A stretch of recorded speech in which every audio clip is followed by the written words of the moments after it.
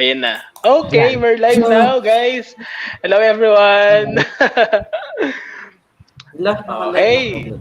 Yes, naka-live na po tayo mga anak and we Yeah. will start this review session Hello in 20 everyone. minutes. So we have Kasi our naka... comment section here. Ayan na po sila. Thank you so much for tuning in.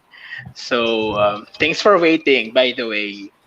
So, ayan, nagko-comments. Don't forget to comment your name, your section, and your grade level. As we start this first ever online review session, you will be able to learn something new from this one. And ayan, wait lang po natin yung ibang mga students natin. Ayan, we have 30 viewers now.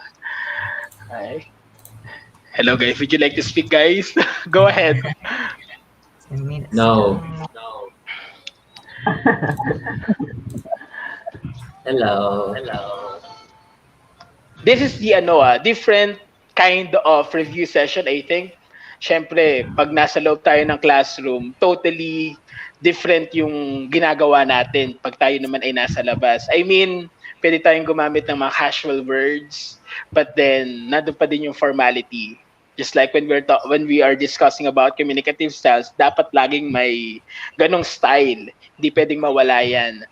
Okay, can you guys do a shout out sa ating mga live viewers here? Oh my goodness, you have 50. Oh yeah, let's begin now. So, let's begin with Marian Benito of Grade 7 Patience. Shout out sa'yo. Yun yung mga grade With 7 natin. honors. Natin na miss sa school kasi nag-OD.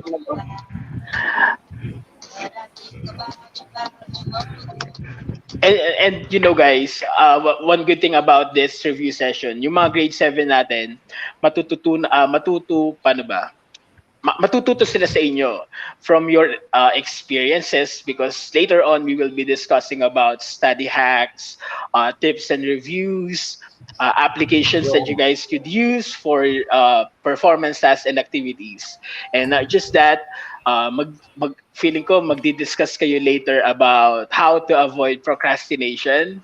And that's very relevant in this new normal, I guess, because marami nakaka-experience niyan.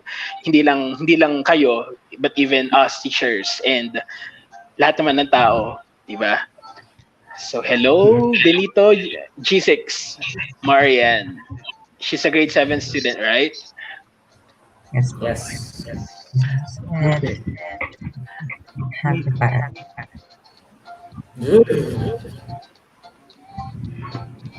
Guys, can you guys read the comments on our comment section? No, ayun na sila. Oh, my former students. Nice.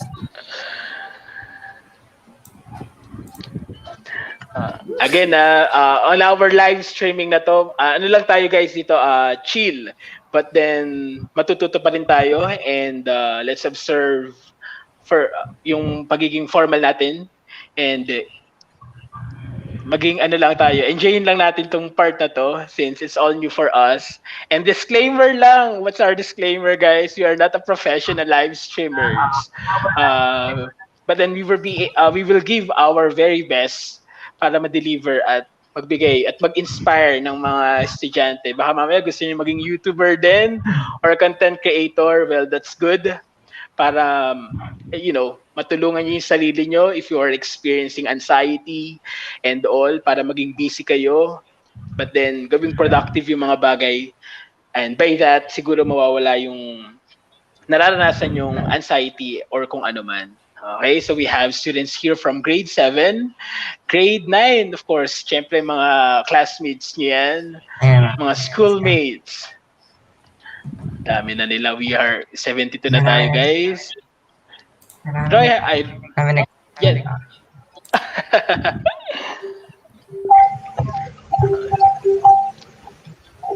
Hello, Stephen Esguera. Hello, Nap.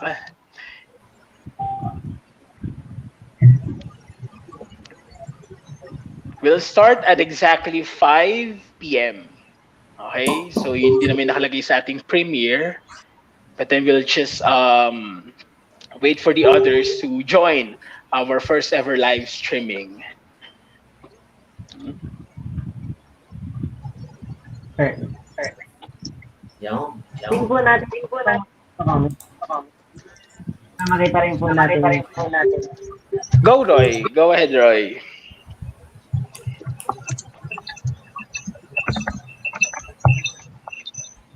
Yan. So next, shout out sa na kasi si Banod.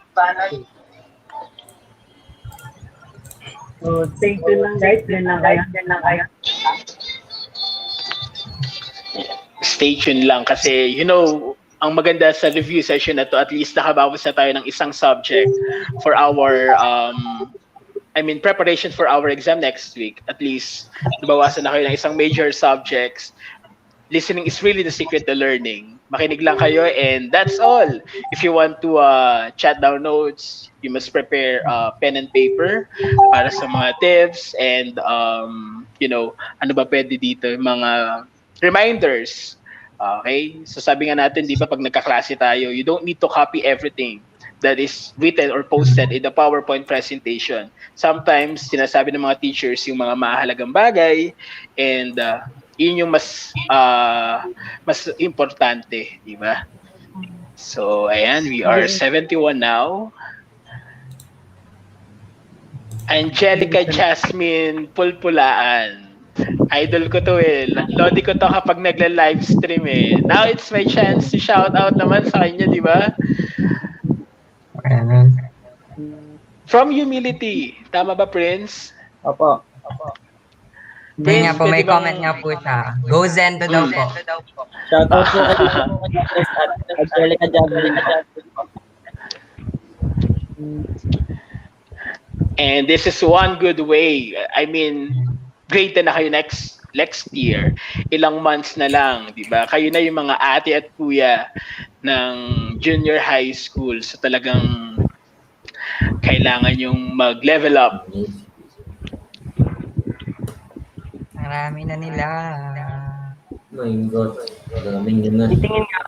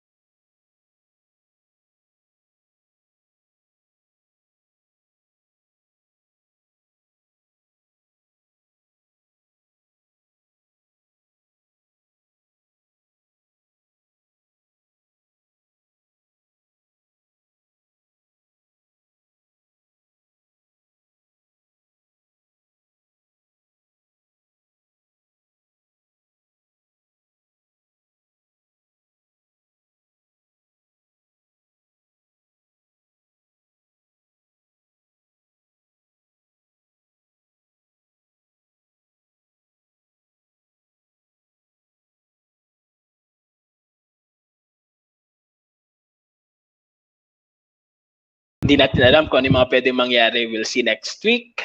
And let's just pray for the best. Bonus po, just kidding. Who's your grade 7 teacher? Ma'am Arlene Natividad is your grade 7 teacher. Si Ma'am Arlene nagbibigay sa'yo ng points.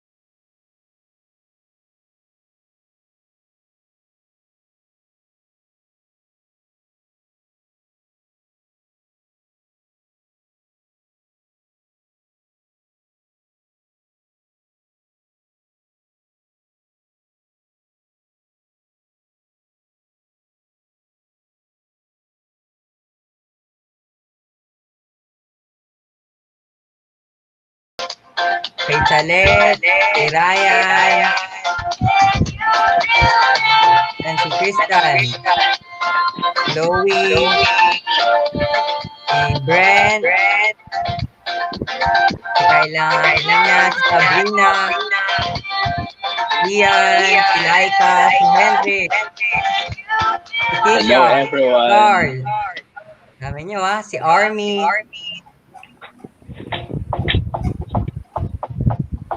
Shoutout daw si Mariel.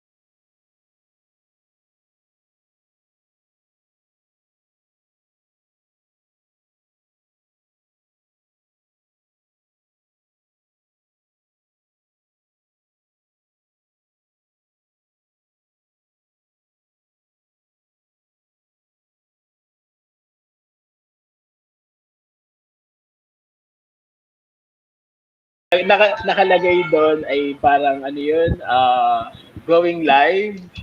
Pero ayun, ano lang yun anak, pang-promote ng ating Publicity. Ay, okay. may nag-chat sa akin, Sir Ray. Go Yan, ahead, shoutout daw Marcus. sa mga klase ko, si Earth, si Rion, si Rihanna, si Alex. Shoutout sa inyo. Okay.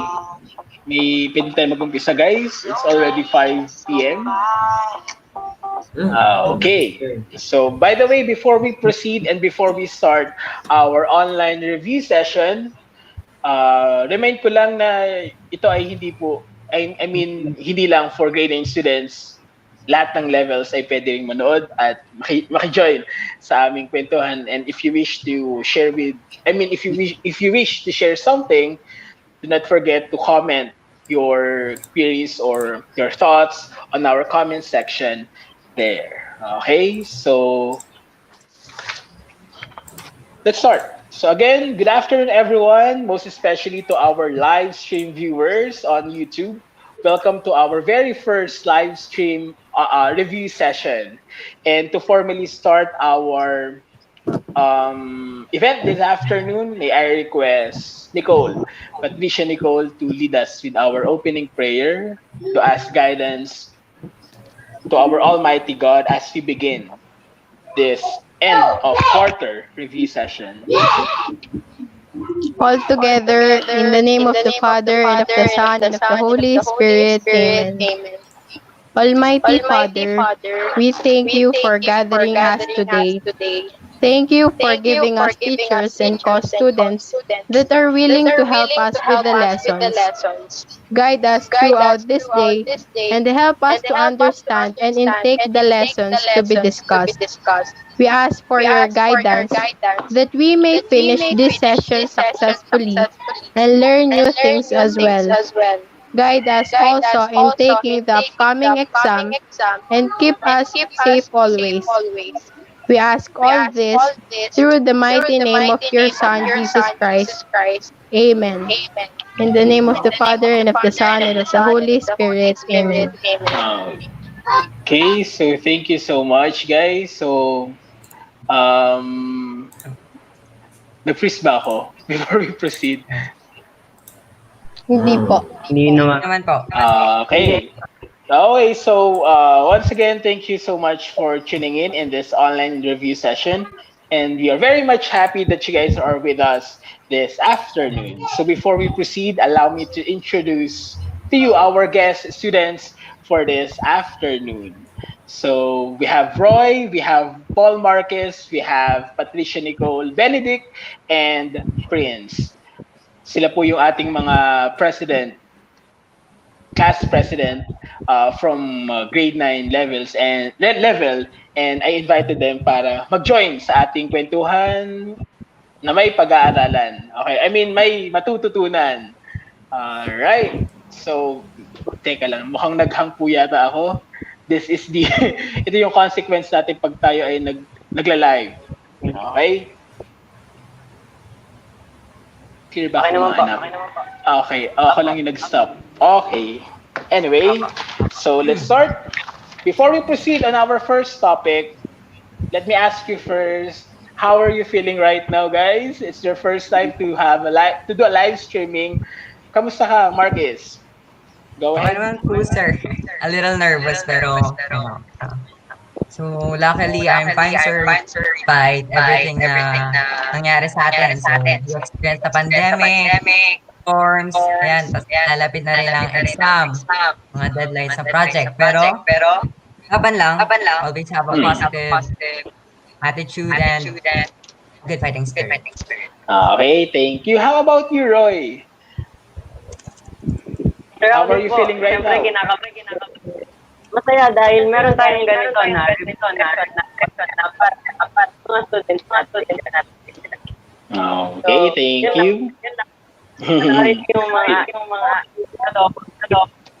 para naman maka-adopt sa ODS. Okay. Diba? So, one great opportunity for every one of us na mag-explore ng mga ganitong bagay since this is all new for us. How about you, Benedict? Okay lang naman po. Nanginginig pa rin po ako. Pero, mamaya din mawawala rin naman po. Excited naman po. Okay, so thank you for that. Sabi ko nga sa inyo, let's just enjoy this moment. So, yun, chill lang tayo dito with casual conversation para maging comfortable din kayo. Malay nyo one day, mapili nyo yung ganitong kind of profession na maging isang content creator or maging isang teacher din, di ba? How about you, Prince? Go ahead, Prince. Medyo nakakabala ko dahil natin sa first time ko. Enjoy mo yun. May po maraming gawain ng at ito, enjoy na lang tayo na walang natin. Okay, yes. Thank you so much for accepting this challenge. Let's consider this as a challenge. I mean, grade 9 na kayo and ilang months na lang, grade 10 na kayo. Probably, mas mahirap yung may experience nyo pagdating ng panahon. So at least step by step, na-experience nyo na yung mga ganitong bagay. At sa college, kapag may mga review sessions or let's say for example, mga licensure examination, ginagawa din nila yun through online session gaya ng ginagawa natin ngayon. And lastly, let's have Patricia. Go ahead, Pat. Medyo kinakabahan po, pero kailangan enjoyin. Tapos, magbigay ng ibang learning sa mga co-students ko. Okay, let's just, our main goal here is to inspire and motivate yung mga co-students nyo, sabi nga ni Patricia. Okay, but then thank you so much for that. But then try naman nating magpakilala kayo isa-isa para naman makilala kayo ng ating mga viewers, most especially yung mga students natin from grade 7 and grade 8 kung meron man na naka-tune in sa atin ngayon. Kasi sabi ko nga kanina, 6 months na lang, kayo na yung mga ate at kuya ng junior high school. So let's start first with Chastity. Go ahead, Marquis. So, hi, I'm Paul Martin Garcia. I'm a grade 9 student at St. Dominic Academy here in Pilipinas. So, I'm from 9 Chastity, and I'm 40 years old near 50. And I believe in the saying, try not to become a man of success, rather try to become a man of value. Okay, wow. Thank you, Marcus. Let's have Roy from Felicity. Hi guys.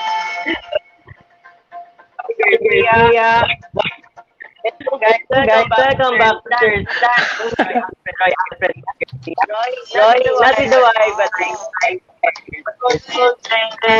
from grade 6. Subscribe to grade 2 so you can also keep on learning.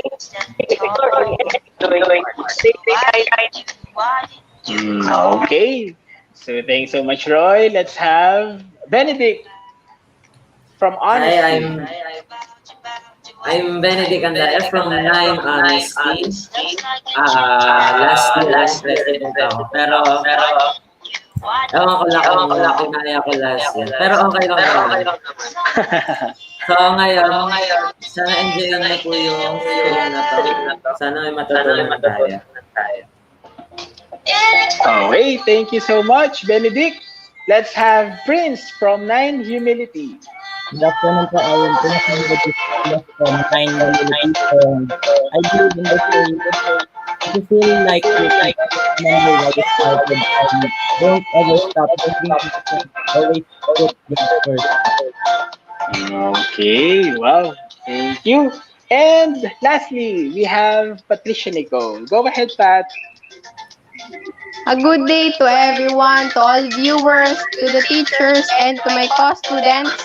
My name is Patricia Nicole Cruz, and I'm studying at St. Dominic Academy from grade 9 Serenity. And I believe that failure is a part of our journey to become a successful person. Very good. At lahat naman ng mga successful ay dumaan sa mga failure. And from that, natuto sila at bumangon, tumayo. So, ang nakaka-motivate naman yung inyong mga sayings or mga mantra sa buhay. So at this point in time, let me ask you first, anybody from the group who would like to answer this one, what do you expect from this review session? Anybody who would like to speak? Go ahead. Sir, syempre,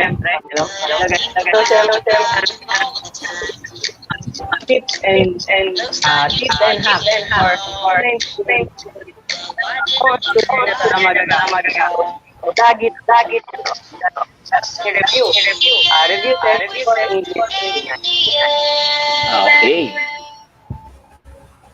So yung first part natin nga, di ba, a while ago we have mentioned that we will talk about study hacks, useful applications for your performance tasks or activities, and how to avoid procrastination and tips and techniques.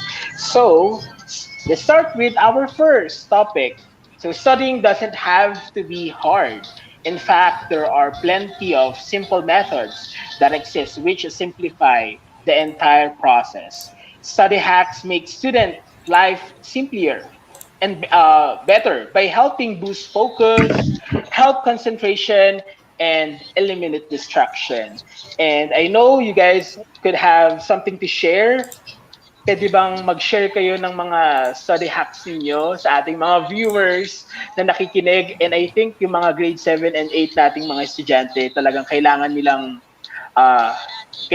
marinig yung mga sharings ninyo dahil magagamit nila yan sa kanilang career.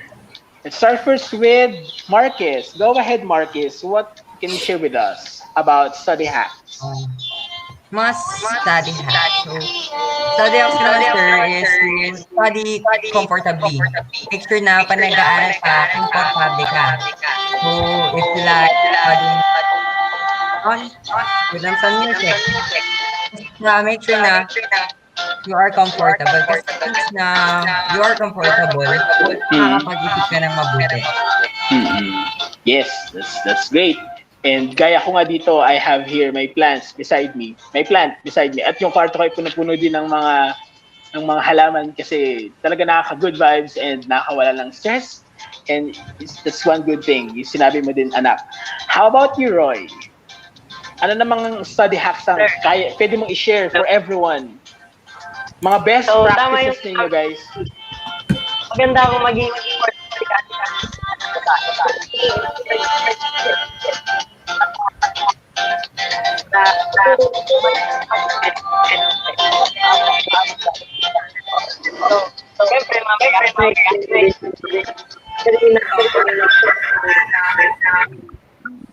magamit sa Okay, so mamaya si Roy mag-share ng mga useful applications that you guys could use for your performance tasks. And I think yan yung kailangan ng ating mga estudyante. Yung para mailabas nila yung pagiging creative nila. At ngayong new normal, sabi mo nga Roy, nung nag-uusap tayong dalawa, ang daming pwedeng gawin ngayong online class na ngayon nararanasan natin yung ODL, di ba? Pwede tayong mag-usap via chat ng ganito. Pwede tayong gumawa ng mga videos and all na hindi natin nagagawa nung tayo ay nasa normal. Okay? How about you, Benedict? Ano naman ang best practices mo sa iyong classroom and study hacks na din? Ako po, pag mag-review ko or mag-study po, yung ginagawa ko lang po, a day before the exam, kinukuha ko lang po yung overview ng mga e-examine that day. And then right before the exam po, gagawin, iintindihin ko po ng mabuti yung mga key na mga questions na pwede po lumabas sa test. Kaya para po fresh, para hindi po agad makakalimutan. Okay, so yes, kailangan makuha natin yun, makuha natin yung details, yung mga important information in a certain subject, para yun na lang i-reviewin natin and pagtutuunan ng pansin.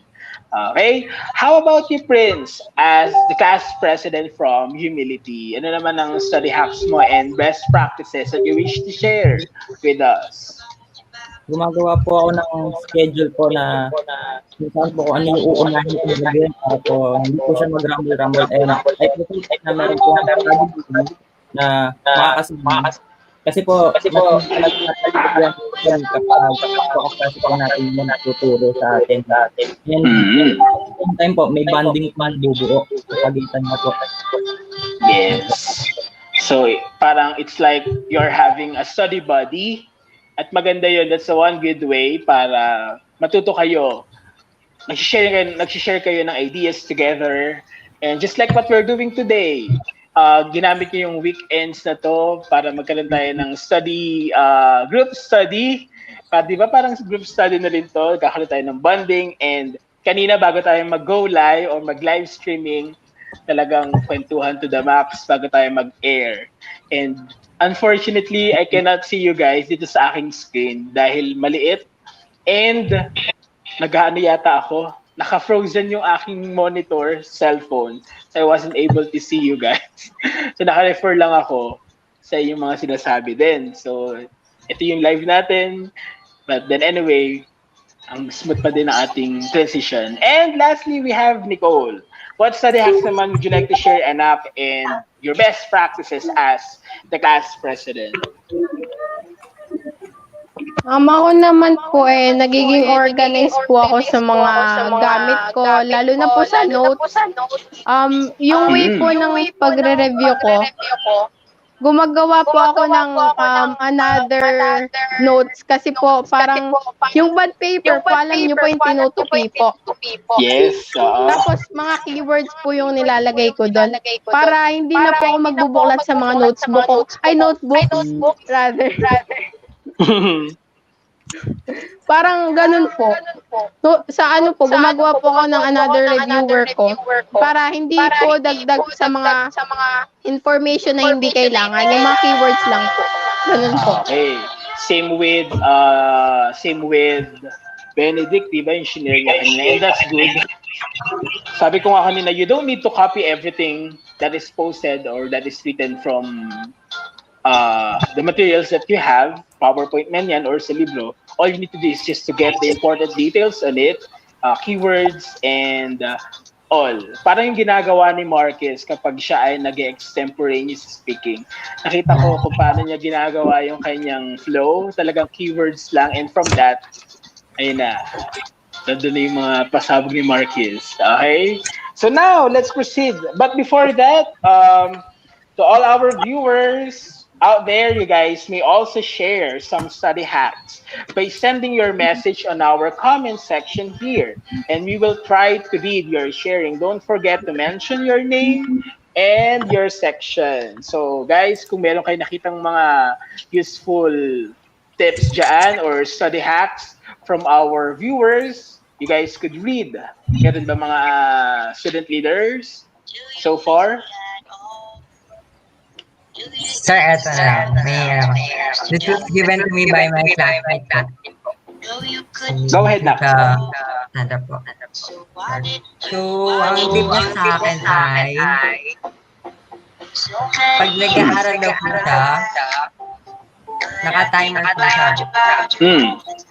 So, may time siya nakaslot sa pag-aaral and sa pagpapahinga. So, ang ginagawa niya, for example, 30 minutes, he will spend it in studying and 5 minutes spend it resting. Then after resting, she will go back to studying. So, para hindi ka dire-diretso at hindi ka agad napapagod agad-agad. Lalo na pag marami yung aral mo, take rest. Yes. At kailangan yan, okay? You need to take care of yourself, your wellness. Diba? In this new normal, we are experiencing stress, depression, because nasanay tayo dun sa normal way na nakakalabas tayo. Ngayon talagang nakastuck lang tayo sa room. And sometimes kapag tayo ay nasa online class, parang feeling natin punong-puno na din yung ating utak. We are bombarded with all the tasks. But then, tama yung sinabi ni Marcus na kailangan natin ng rest. You need to give yourself a break, a 5-minute break or a 10-minute minute break, okay na yan. Para lang din ma-refresh yung utak ninyo and tsaka ulit sumabak sa mga activities. And may mga estudyante, di ba, nahihirapan because sabi na, ang daming ginagawa and all that stuff. But imagine niyo na lang din if we are in the normal class setup, face-to-face. Di ba, parang mas madami pa yung mga activities and all. And even late night, gumagawa kayo ng projects and all. At least ngayon, you have your time, hawak niyo yung oras niyo, and it's up to you on how are you going to manage it, di ba? But then, yun nga, give yourself a break and yun yung kailangan nyo din. And now, at this point in time, by the way, let me ask first, how's my connection? Is it clear and good? Okay naman po. Go ahead, Nak. Can you just read Si it? teacher daw po ang naiintindihan kapag students na daw po, puro daw po echo, tsaka malakas daw po yung music. Okay. So, ayan. Wala na. Okay na, Nak. Thanks for those feedbacks, di ba? Kasi we are in the live streaming talagang lahat on the spot. Yes, Marquez.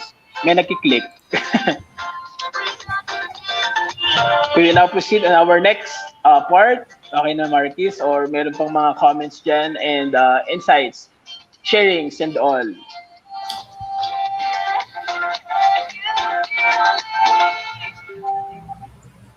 Hello, guys. Are you still there? Yes po, sir. Okay, now let's proceed to the useful applications that you guys could use for Peterson projects. So anyone from you, would you like to share your applications that you are using or software? Yes, Roy.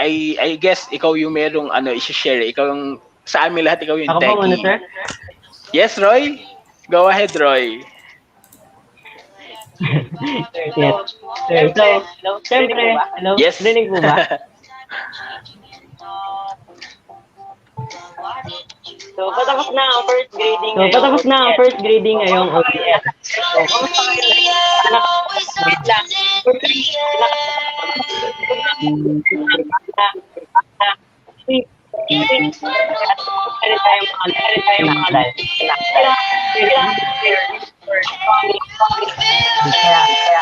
luck. Studying and for ginagawa ko sa school. Meron ako mga alam tugay ko mag-sections na tulad nito. Iba. Guys, siya yung mga extension na mga text, highlight ng mga text. Next naman is dualist. Of course, we always class and ako sa laptop. So, kailangan sabay ko nakikinig. Ninonote ko kaya Yes. multitasking and for Sir, sir, sorry to interrupt. Yes. Di daw po maintindihan. Si Marquez? Ay, si Roy? Nag-shopee si Roy? Apat na po sila na comment. Wala po maintindihan. Roy, yung connection mo ba or the audio, I guess? Tama ba? Nag-e-echo daw po. According. Sino nag-e-echo sa ating apat? Ay, sa ating anim. Okay. May nag-e-echo nga. Naririnig ko din, anak. Tama ba? Lahat daw po nag-e-echo. Hello? Ayan. Ako po ba nag-echo po yan? Sino yung nag-e-echo?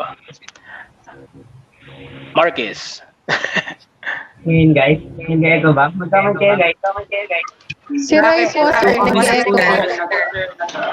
Si Roy. Pong 5 nag-e-echo, pero po pag kayo po yung nagpasalita, wala naman pong echo. Because I have here my noise cancellation headphone. Thanks to Saint Dominic. Ayun daw po, pero daw po sa inyo, sir. Sabi po nila. Sa akin meron? Wala. Kayo lang daw po yung walang Kayo lang echo. po yung walang echo. Okay. My God, the hashtag of this day, hashtag echo. Sige, try to fix first, anak, your audio. Try nyo o baka may gadgets kayo dyan na naka-open na iba.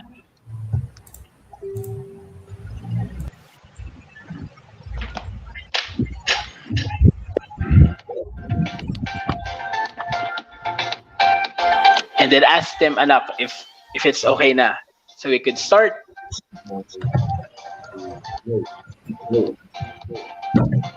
Hello, Roy. Can you speak, anak? Hello po, hello. Ayan. Okay na si Roy, no? How was it, Prince? Okay po. Sige nga, Roy. Anak, go ahead. Ngayon ba? Try mo ulit magsalita.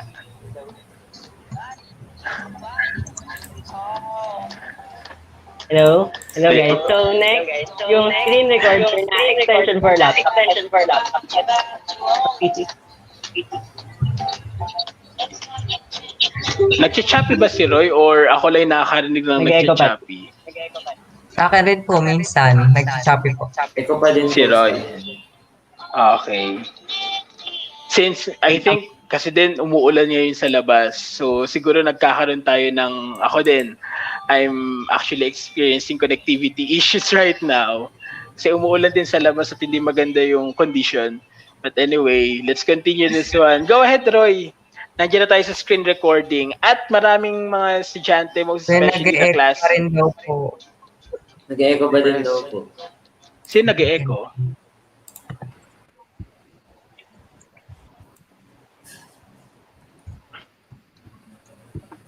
Ayan, meron pa. Hello? Low. Hello? Nagtatanong daw po sila, baka daw po meron po dalawa ang device. Ako, naka-off ako ng device. You guys, if you're using laptop, and kung meron kayong gadget dyan or cellphone,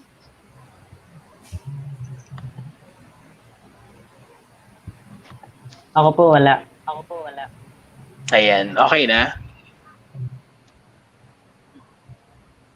After this first part, we will now proceed on our review session.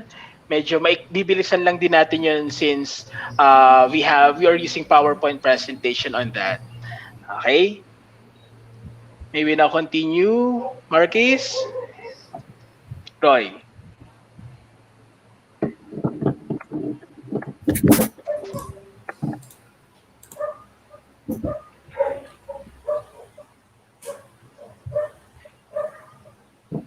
Hello? Okay na? Okay na po. Okay, go ahead. Sige nga, let's try.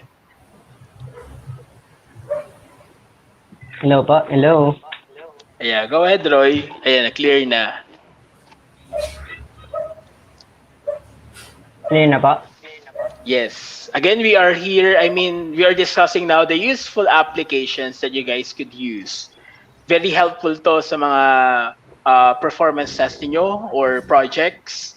Sinasabi ni Roy kanina about screen recording, and that's very essential in this new normal since kailangan may consent din ng mga teachers niyo if you are trying to record the whole discussion for Data Privacy Act. But then para the purpose of that video recording, para maka-catch up kayo ng mga lessons na hindi nyo naabutan. Say for example, you have your connectivity issues at that very moment at hindi kayo naka-attend ng synchronous class nyo. Pwede nyo balikan yung mga videos nyo that is posted on your respective Facebook group.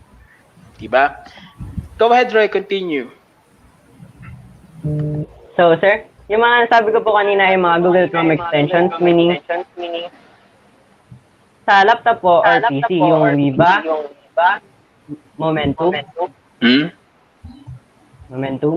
Dualet, Grammarly, and Screen Recorder. So, next naman sir, yung mga apps for phone or iOS, Android or iOS. Pero kayo guys, if may alam kayo, comment nyo dyan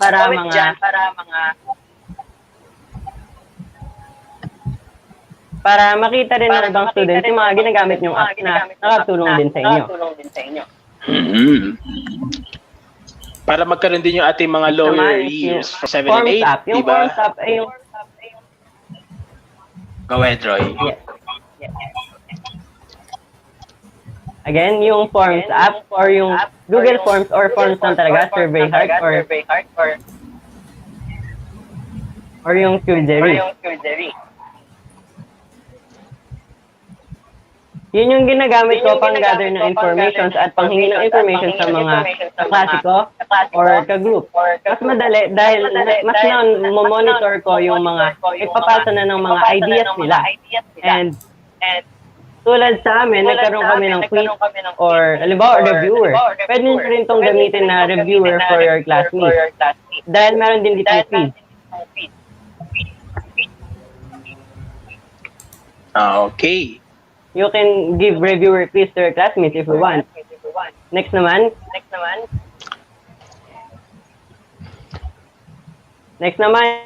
yung Pinterest. Of course, Pinterest is a picture source or image source na pwede mo magamit sa lahat ng mga project mo.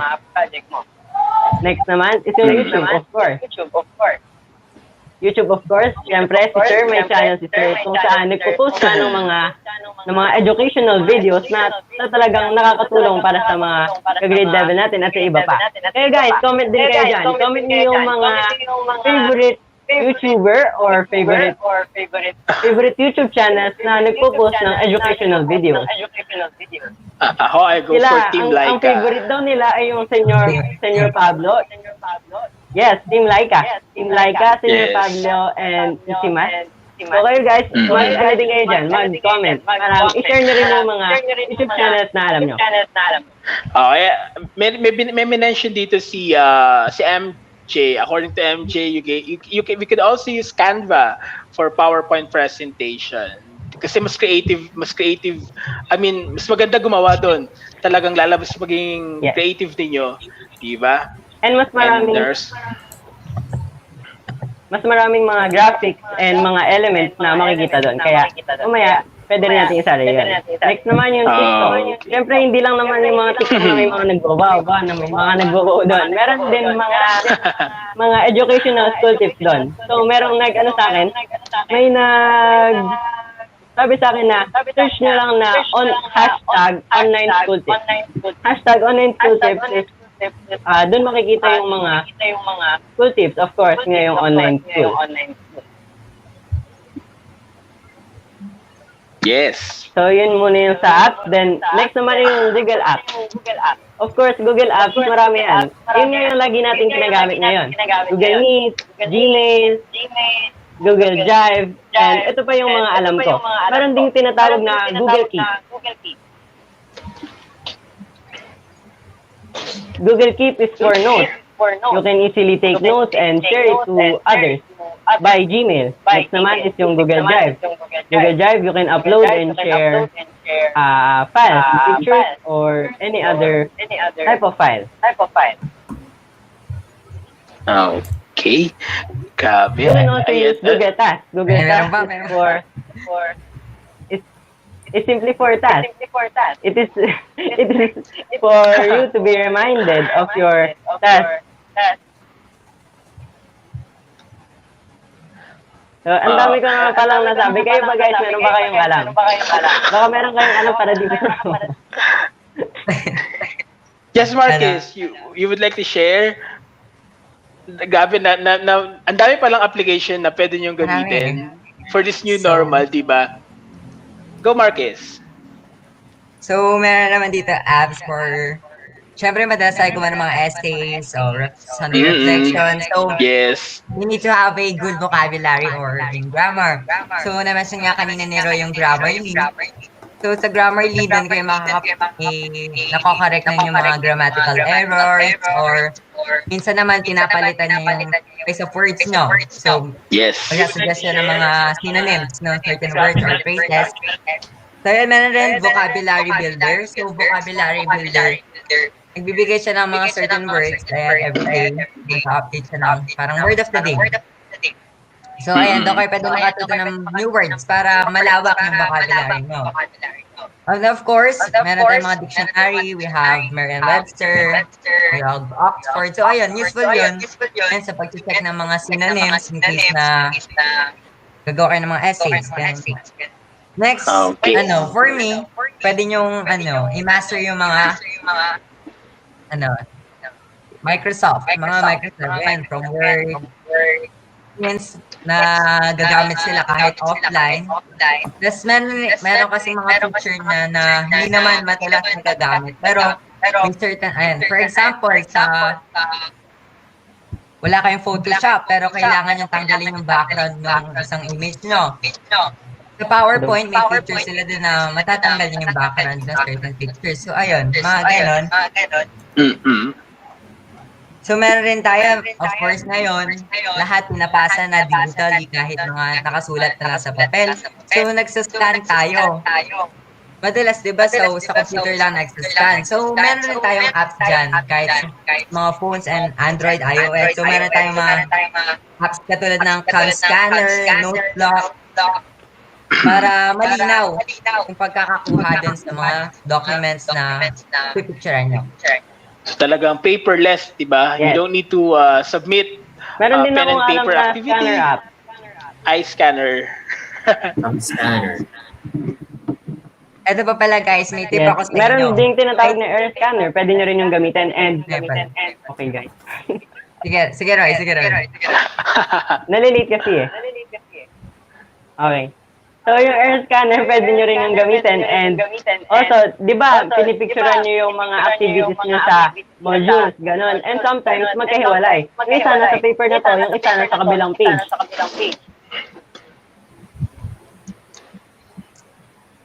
I use Picolage and other collage apps para pagsamahin yung mga numbers na nasa pages na yun. Also, nalalagyan ko rin ng mga backgrounds para mas creative. Nalalagyan din ng pangalan para alam ni sir and ni ma'am kung kanino yun. Okay. So, meron pa ba? Would you like to share? Or, ang dami na yan actually, di ba? Pwedeng gamitin yan ng mga co-students ninyo na nagpapasa on time at nagpapasa ng mga activity and yan, through online. Di ba? Yung na-mention ninyo, talagang napaka-helpful niyan dahil lahat ng ginagawa nyo, sabi nga ni Marcus kanina, digital na lahat. Okay? Pag magpapasa ng essay, ng Sunday reflection, pwedeng picturean, i-scan, and then mas malinaw yung result. Okay, so how about you, Prince? Would you like to share or masyado nang madami yun at okay na yung shinare ni Roy and ni Marcus? O baka meron kang alam na apps that you wish to share with us also? About editing naman po, video editing, I recommend KineMaster, CapCut, and UN video editor po. And paano po sa mga browser, pwede po natin i-search yung Clipchamp kung naka-desktop man po tayo. And sa iOS user naman po, iMovie, which is napaka-regular na ginagamit. Pagka photo editor naman po, usual na po, common na po dyan yung Adobe Photoshop, but Okay, yes. kung Photopeya sa website naman po. Di ba talagang that's why you're getting a great score and grade from those activities kasi using those applications talaga matutulungan kayo kung paano magpataas ng score in a certain activity or kung ano man yan, di ba? Kasi ang ganda ng mga features ng mga na-mention ninyo and ang dami yung pwedeng gawin, katikutin or i-manipulate gamit yung mga applications na iyon. Okay, so we're done with the useful applications and study hacks. Now, ito naman medyo, let's go to the serious part. Many students are probably experiencing procrastination and in this new normal, we cannot avoid those things since we have so much time. Tama naman, di ba? I mean, aminin niyo yan. Marami kayong oras, hawak niyo yung oras niyo, but then students tend to procrastinate because naiipon sa kanila yung mga tasks na yon. But let me ask you this question, guys. Let's start first with Patricia. What do you think are the reasons why students procrastinate? Para And later, sa akin po, go ahead, Nap. Go ahead, Nap. para sa akin po yung pagiging tamad. Medyo pangit po siya pakinggan pero many of the students may attitude. Yung tipo pong hindi lang for example, asynchronous din po a lot time for activity na independent learning. Hindi pa po nila gagawin. So, ito yun sa causes ng pagkakaroon ng procrastination. Yung may time po sila pero hindi nila ginagawa. Tapos, next po is yung paglalaro ng online games. Nakakaano po yun, nakaka-distract po sa atin kapag gagawa tayo ng activities. Ngayon po. Okay, pero sometimes, di ba, yung games na yon, let's say for example, yung mga ML, let's say for example, tinitake nila yun as a stress reliever sometimes. And I guess everyone would agree on that, especially sa mga gamers dyan, na talagang one good way yun para ma-relieve yung kanilang stress and all. Pero sabi nga natin, masama ang sobra, di ba? Masama ang sobra. We need to manage our time and know our priorities, especially in this new normal. Pero I believe na kayong lahat, you have your own ways on how to overcome this thing. How about you, Benedict? Ikaw naman, Benedict. What do you think are the reasons why students procrastinate? Later, we are going to ask and give also solutions on that, on how are we going to overcome the habit. So ako din po minsan nagpo-procrastinate po ako. Kasi po, minsan po kasi naboboringan po ako. Pero hindi ko naman po iniiwan lang ng bahala po yung ginagawa. Tinatapos ko din naman po na sa susunod na time.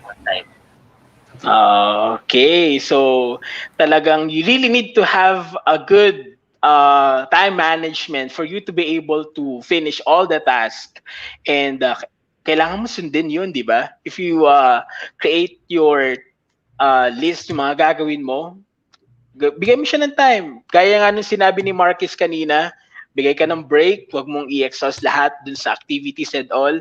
After 5 or 10 minutes, mag-break ka and then umpisahan mo ulit isang bagay.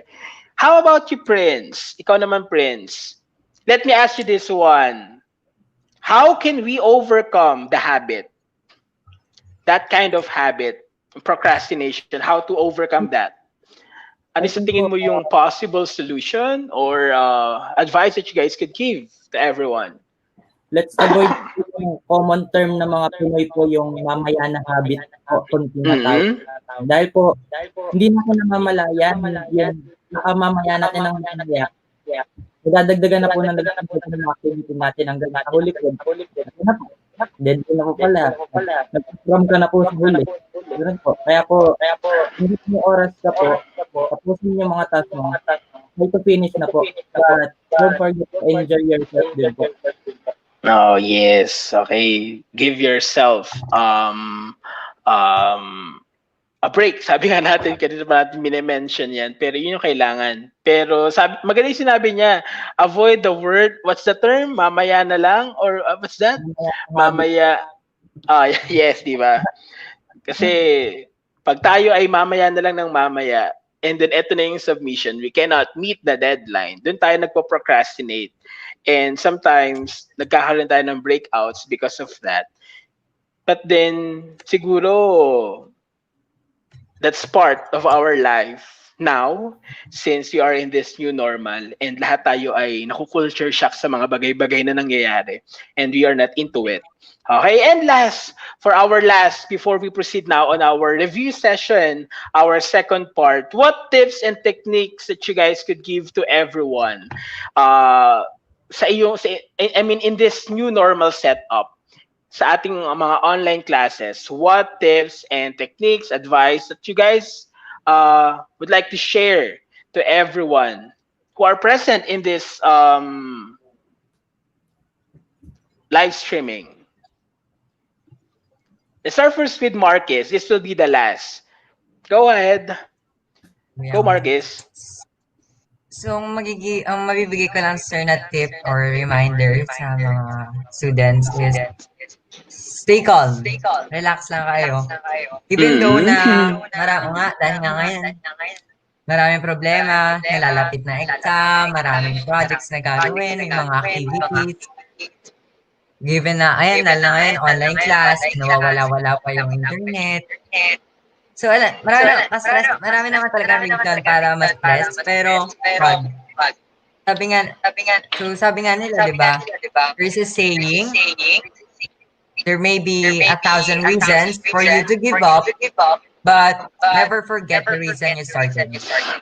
Yes. Okay, that's great. Nakaka-motivate yung part na yun, di ba? Most especially sa mga students na nakakaranas ng hirap in this very trying time. Okay? Gawa muna ng activities bago maglaro. Yes. Okay. How about you, Roy? What techniques and advice would you like to share to everyone who are present Sir. in this stream? So tama po yung sinabi ni Margis na siyempre relax lang and be comfortable. At isipin nyo na papasa kayo at magagawa nyo rin yan. Siyempre relax. Okay. Huwag kayong mag-relax ng buong araw. Huwag kayong titigil and huwag kayong papayag na dadaan ng isang araw na wala kang ginagawa. Dahil yung ibang task, pwede mo naman silang hati-hatiin. Tulad ng ginagawa ko sa mga groupings namin. Hinahati-hati ko yung mga task. Like, this day planning lang. Next day, pag-video naman, or script, hinahati-hati ko para other day, madali lang yung gagawin at hindi na-pressure. Okay. So yun, So wag kang mag-relax ng buong araw, wag kang titigil, wag kang papayag na wala kang ginagawa at ma-motivate ka at ma-inspire. Yes, kailangan mo Kaya tayo nag-aaral para mag-grow and para matuto, para maging ready tayo sa future natin. Sana lahat tayo keep learning lang, keep exploring lang, and keep doing more. Because more is better. Okay, thank you so much for that wonderful sharing.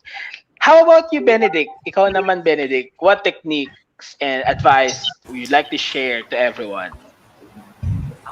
Ako po, kung kaya naman po niyo tapusin yung isang task sa that day po.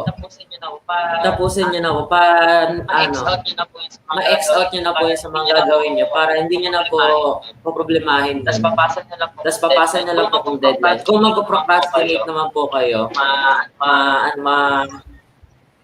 maano nyo naman po yun. Basta, mabigyan nyo na lang po ng time, a few days or even mga 3 days or 5 days before the deadline. Basta lang po matapos nyo yun at mapasa on time. Okay. Next. Thank you. How about you, Prince? Listen to the teacher po when you're having a discussion and don't be afraid to fail po kasi po. Hindi lang po literal na fail. Like, pag sinasagot na po, halimbawa may recitation po, kung matatakot na sumagot, especially this OGL naman po, dapat po sa atin, iniintindi na lang yung kalagayan. Yes. Instead na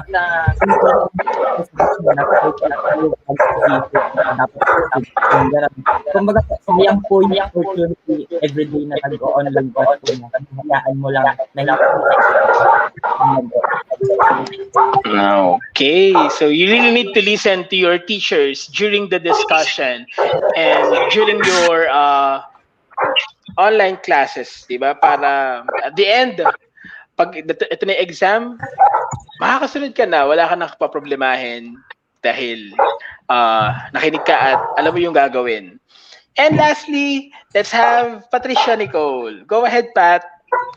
This will be the last. Ako naman po, parang gawin nyo lang po yung best nyo. Kung hanggang saan lang po yung kaya nyo, yun lang po. Huwag nyo pong pilitin yung sarili nyo kasi yun po yung nagkakos ng pressure.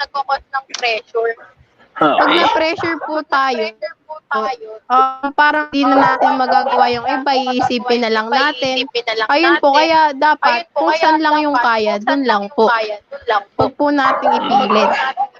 Tapos, ito po, yung napansin ko sa mga classmates ko, parang, kapag po, di ba yung teacher nag-discuss, parang nahihiya po sila magtanong. I-encourage po natin na parang mag-ask kayo ng question, ganyan kung may tanong kayo or di naiintindihan. Ganun po. Okay, so you need to encourage everyone to ask something from the teachers kung may mga part of the lessons na hindi naintindihan, because that's really the key for you to learn. Diba? Sabi nga ni Prince din, makinig, because yun yung mga ways natin para talagang mapagtagumpayan itong kinakaharap natin. And yes, tama yung mga sinabi ninyo.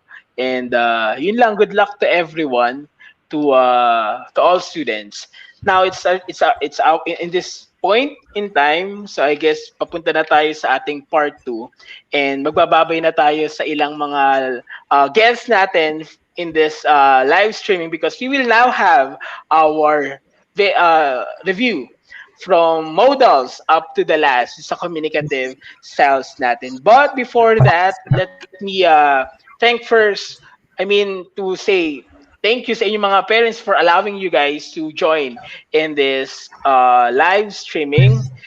And it's a wonderful experience na na-experience natin yung bagay na to, though we are experiencing connectivity issues right now because of probably the weather is one pwede natin consider dahil umuulan ngayon sa labas and nakaka-apekto yun ng connection natin.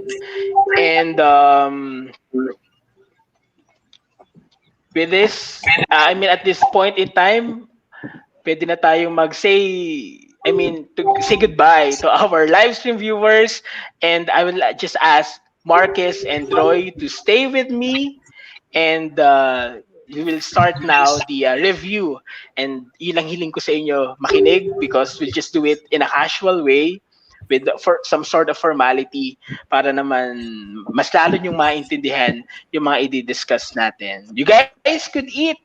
Sa ating mga viewers dyan, while you are listening to us, pwede kayong kumain ng dinner or snacks or whatever it is, para lang ma-absorb ninyo lahat ng i-discuss na natin sa ating Review 101 for our part 2 of this live streaming. Okay, so Pat and Prince, pwede kayong mag-thank you sa ating mga live viewers there, sa ating 110 viewers. Maraming salamat sa kanila. Okay? Go Pat and Prince.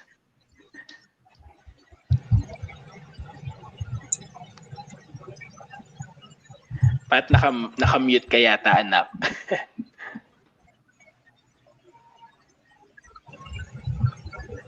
Hello? Naka-mute ka, Pat? Tama ba? Hello, Pat? Are you still there?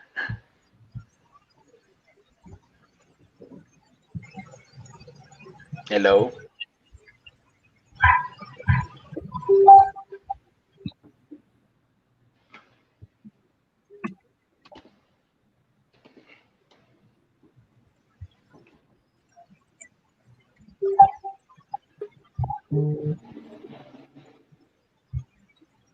Hello. Nandiyan pa kayo, Nak?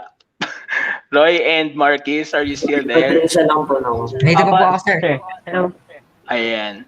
Medyo talaga nagkakaroon tayo ng connectivity issue at connectivity problem at the moment. Okay. So Prince, ikaw naman Prince, para you may now take some break. Makapag-thank you ka na sa ating mga viewers. And yun. Go ahead, Nak.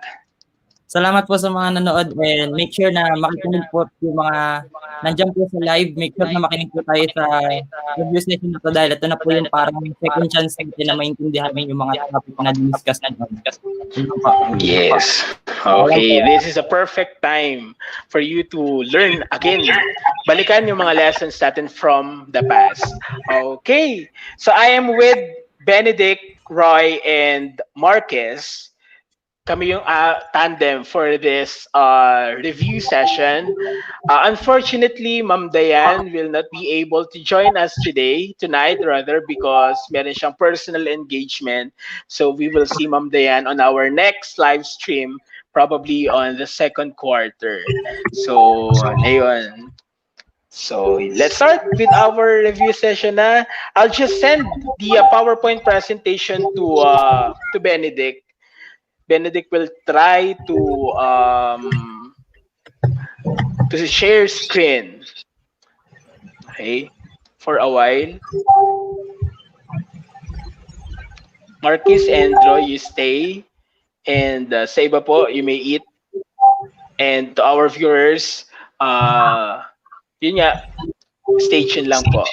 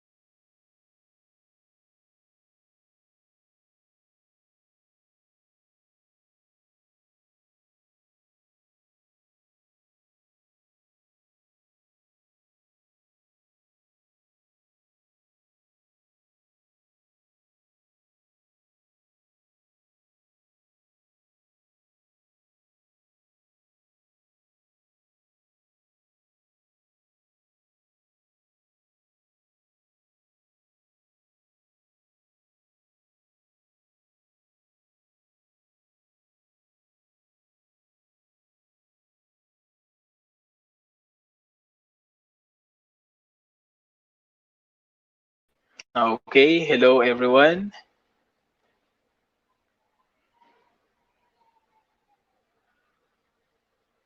Hello Marquis, are you there? So we can now start with our review session. Can you guys please open your camera if you are here? Benedict will try to present the screen, the PowerPoint presentation. Sir, wala pong na-send. Sending pa yata, anak, if I'm not mistaken. Sige po. Ayan, we are 93. Nabawasan tayo. Okay? Ito na yung pinakamahalagang part ng ating live stream, our review session. This is my chance to speak and give you again the details on our lessons from the past. Na-receive mo na, anak? Opo, sir. Ayan. Tinatry ko na. Thank you.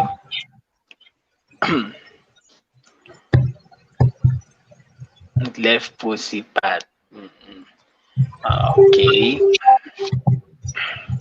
I'm with Marquis and Roy together with Benedict Andaya.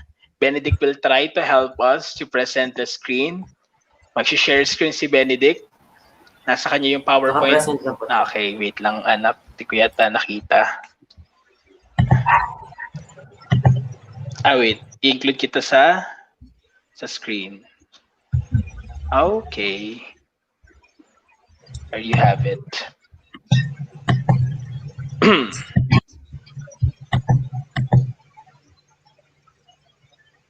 Hello, Roy and Marcus. Are you there? Hello po. Ayan. So let's Papa. start. Let's start.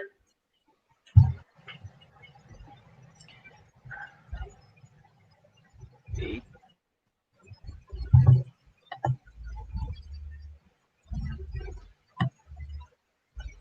For a while.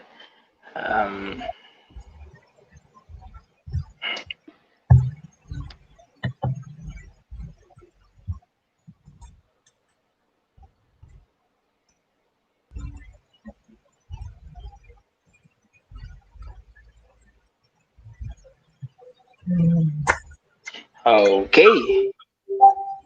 Thank you. Wait lang. Just chat sila si Pat and Prince.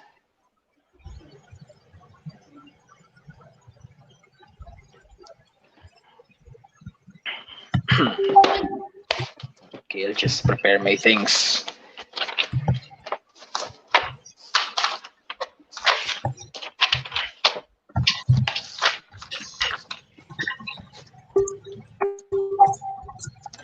Okay, good afternoon, good evening, everyone. So it's my chance to give you again the lessons that we have for this first quarter. So we just got finished our first part of review session with some of my guest students, student leaders from grade 9 level. So special thanks to Marcus, Roy, Benedict, Prince, and Nicole for sharing some tips and techniques on how to survive this new normal. Okay, so at this point in time, sabi ko nga kanina, we will not be able.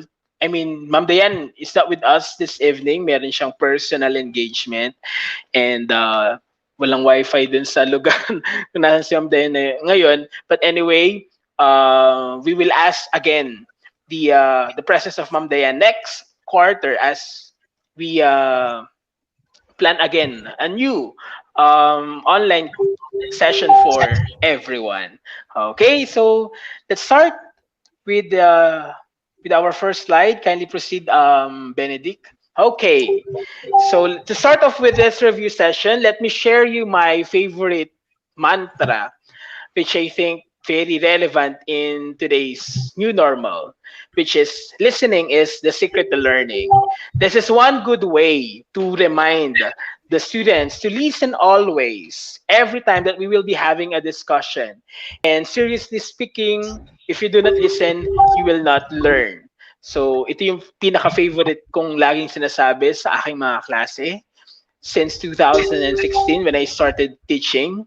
And sa tuwing sinasabi ko ito, parang there's a magic in it. Parang biglang makikinig na lang yung bata, biglang makikinig na lang yung estudyante kapag sinabi ko yung mantra na to. So it may sound cliche, but I think this is what we need. And I guess tama naman ako, di ba, Don Marquis, yung kailangan talaga nating makinig always, not just in our teachers but also to our parents. Okay, Marcus and Roy will help me in this review session. Andyan sila, aking mga angels. Hello, Roy and Marcus. Welcome to our part 2 of our welcome on our part 2 dito sa ating online review session. Ang idol ko talaga, sabi niyo kanina, si Laika, si Team Laika sa YouTube. Pina-follow ko siya, Roy, every time na nag-upload siya ng videos on YouTube, on TikTok. Sabi nga, di ba, ang TikTok ay hindi lang way to entertain people, but ginagamit na rin siya for educational content dahil may mga wordings there and lesson tutorials na very, very quick and maikli lang, but then matututo yung mga manunood. Okay? So next slide, Benedict. Thank you so much. Okay, so I have here the list of most essential learning competencies or MELCs prepared by the Department of Education. And these are the lessons for the first quarter. So number one, Roy, Marcus, can you please read the MELCs that we have here?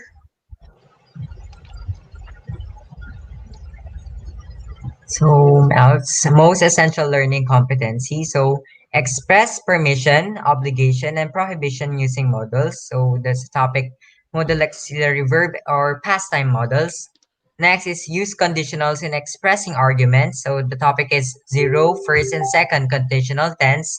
And lastly, employ the appropriate communicative styles for various situations. The topics are intimate, casual, conversational, and consultative, frozen style.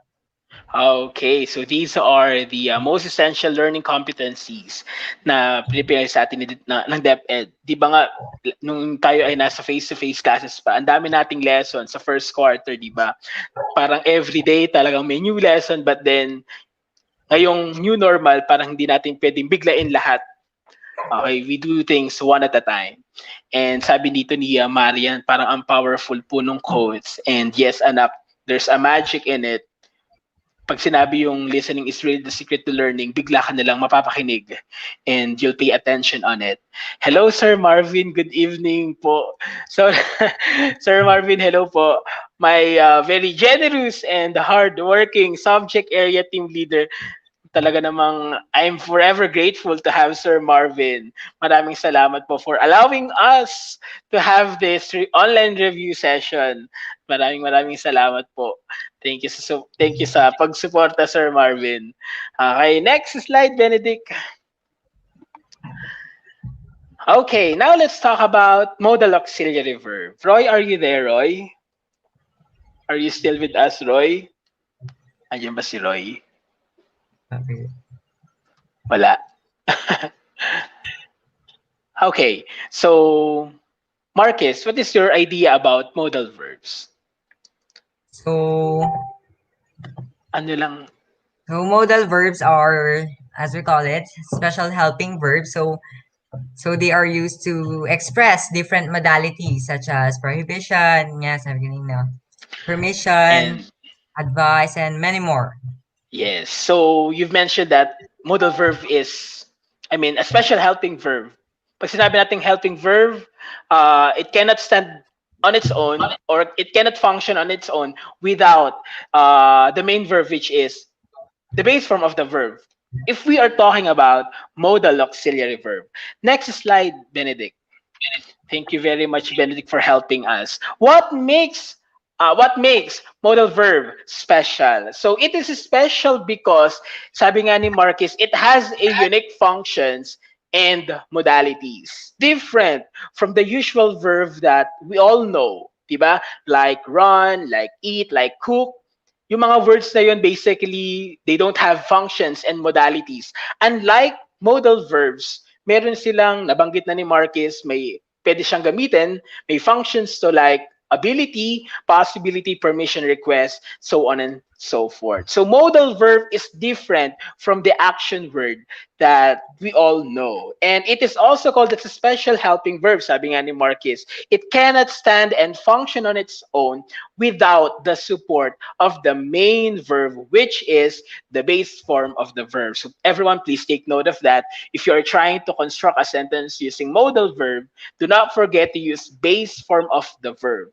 And hindi tayo gumagamit ng modal verb lang as is. Kailangan natin ng base form of the verb. Kailangan natin yun, just to complete our sentence. Okay? Next. Okay, verbs are basically the most important part of a sentence. They could easily be the most essential part of the English language because without verb, there will be no sentence. And totoo yun, di ba? We cannot construct a complete thought or a complete sentence without the verb. So verb is basically the most important part of a sentence. Dalawa lang naman yan eh. Dalawang parts lang naman yan, di ba? Subject and a verb. Yun lang naman yung parts ng isang sentence. And I know every one of you, and I guess merong mga grade 7 students dito na nakikinig din sila and they are very much willing to learn most especially these are all basic grammar lessons. Okay, next. Modals are those helping verb which expresses the mode or manner of the action indicated by the main verb. So again, this is different from the usual verb that we all know, yung mga run, yung mga cook, yung mga eat, because walang mga functions yon. Walang mga mode or manner na ginagamit yon. Okay? So next, we have now here the functions of modal verb Marquis. We have ability. We also have, andito pa rin si Roy, possibility, permission, request, obligation, advice, prohibition, and etc. So when we talk about ability, it deals with the skills, I guess, and the appropriate modal verb that is included here is the modal verb, or rather, are the modal verbs can, could, may, yes. Okay. Next, we have possibility. What do you mean by the word possibility? Pag sinabi natin possibility, chances are. Okay?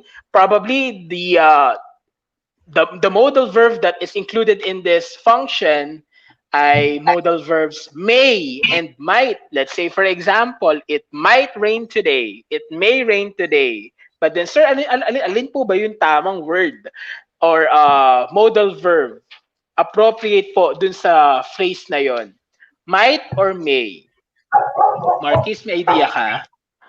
Are you there, Roy? Nandiyan ba si Roy? Ay, si Marquis. Hello, Marquis. Nandiyan si Marquis.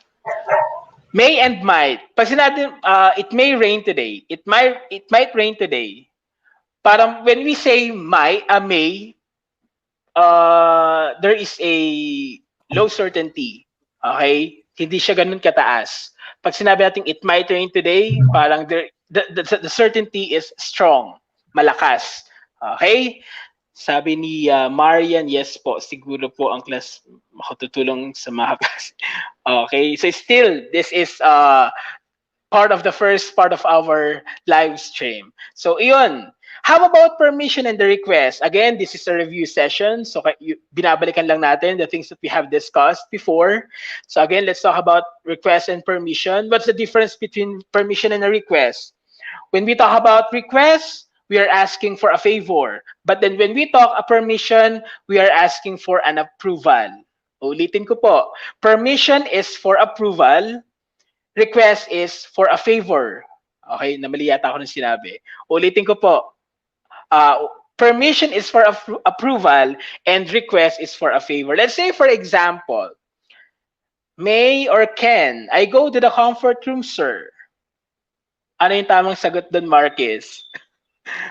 May or can I go to the comfort room? Anong modal yung appropriate doon sa sentence na yon? May po. May, pero di ba pwede rin yung can? Can I go to the comfort room? Pwede rin po, sir, May I pero go? Yes, go ahead. Inaano nga po natin na pagdating sa permission, mas appropriate gamitin ng may instead of can. But let's also look at the formality, di ba? Tinuro ko sa inyo yun, parang sinabi ko. Ma'am Amag is very,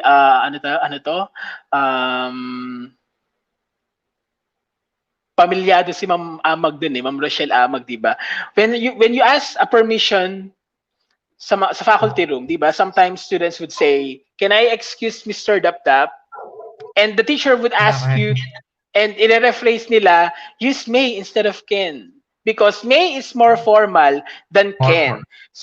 Di ba? So, can and may, I go to the comfort room, pwedeng gamitin. But may is used for formal and can is for informal. But then both could be used.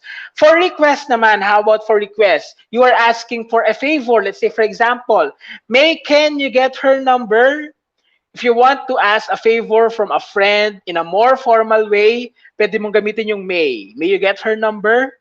But if you wanted to make it more informal or just like a casual conversation, pwede mong gamitin yung can. Can you get her number? But both could be used. Again, pinagkaiba lang nila is the formality. Okay? Pag sinabi nating favor, you are asking someone to do a certain thing for you. Di ba? Parang nakikiusap ka, nakikisuyo ka sa kanila.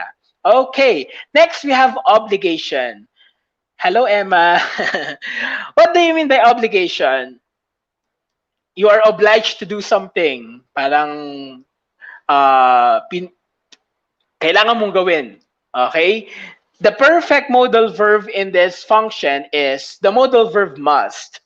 Okay, must. Let's say, for example, you must wear your face mask every time.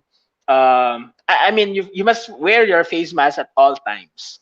Okay? You are obliged to do that because nowadays, ngayon, sa Baliwag, I don't know kung sa ibang municipalities, but then here in Baliwag, nag-implement sila ng bagong policy na kahit lalabas ka lang sa labas ng bahay ninyo, you need to wear face mask for safety reasons.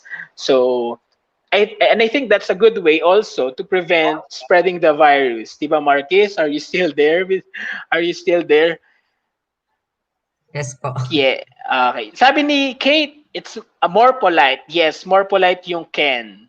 Can you please? But then, pag sinabi natin can you please, parang casual lang siya, informal yung way, pwedeng gamitin niya sa mga circle of friends and classmates.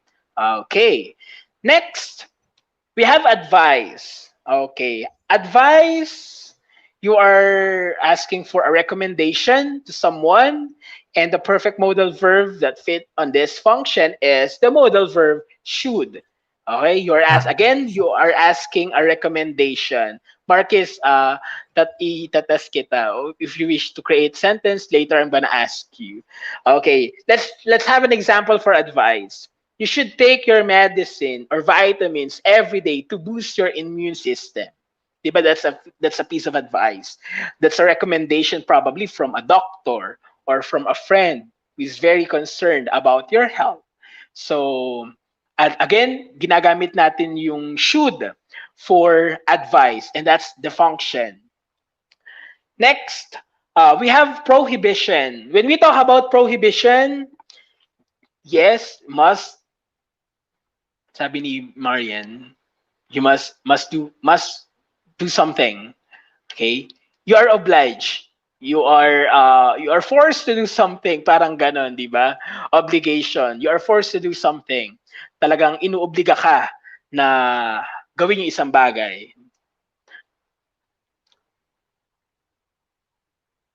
You should obey your parents. Okay. And we have prohibition. Prohibition, something that is prohibited or ipinagbabawal. Let's say, for example, you should not go out without wearing your protective gears like face shield and the face mask. So prohibition, prohibited. Okay?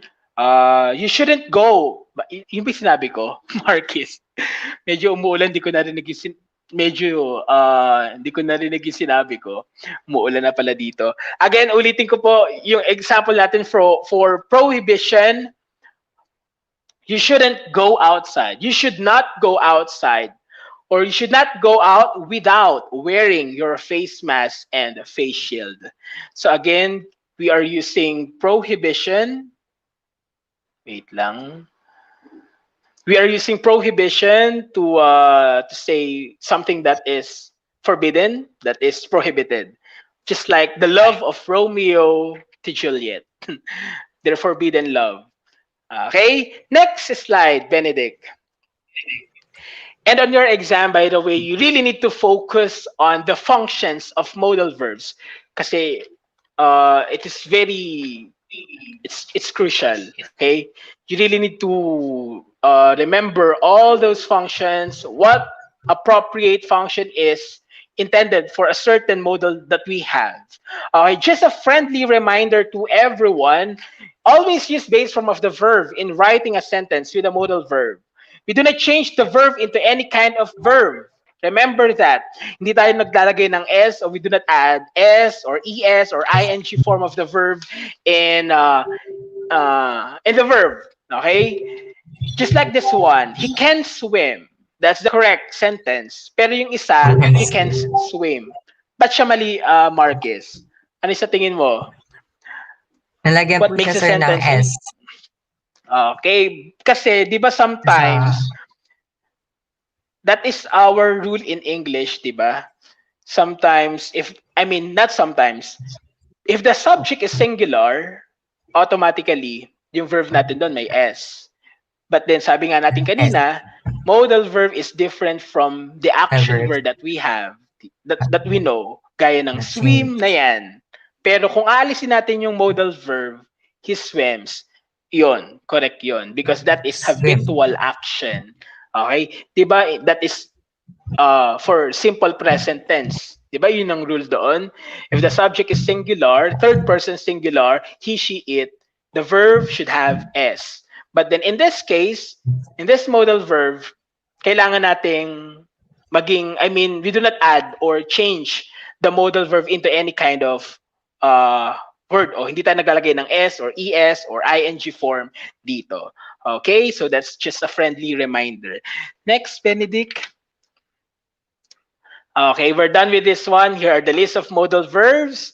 Please take note of this one. Kung hindi kayo nakapag-lecture, this is the perfect time for you to screenshot and to take a picture of it. Okay, next. Okay, modals expression. Okay, modals expressing permission and a request. Marcus, can you please help me? Anak, Marcus, if you want to to eat your dinner, pwede ka nang go lang, anak. Anya ka pa, Marcus. Marcus, it's already 6:20. Okay ka lang, Marcus? Andiyan pa ba si Roy?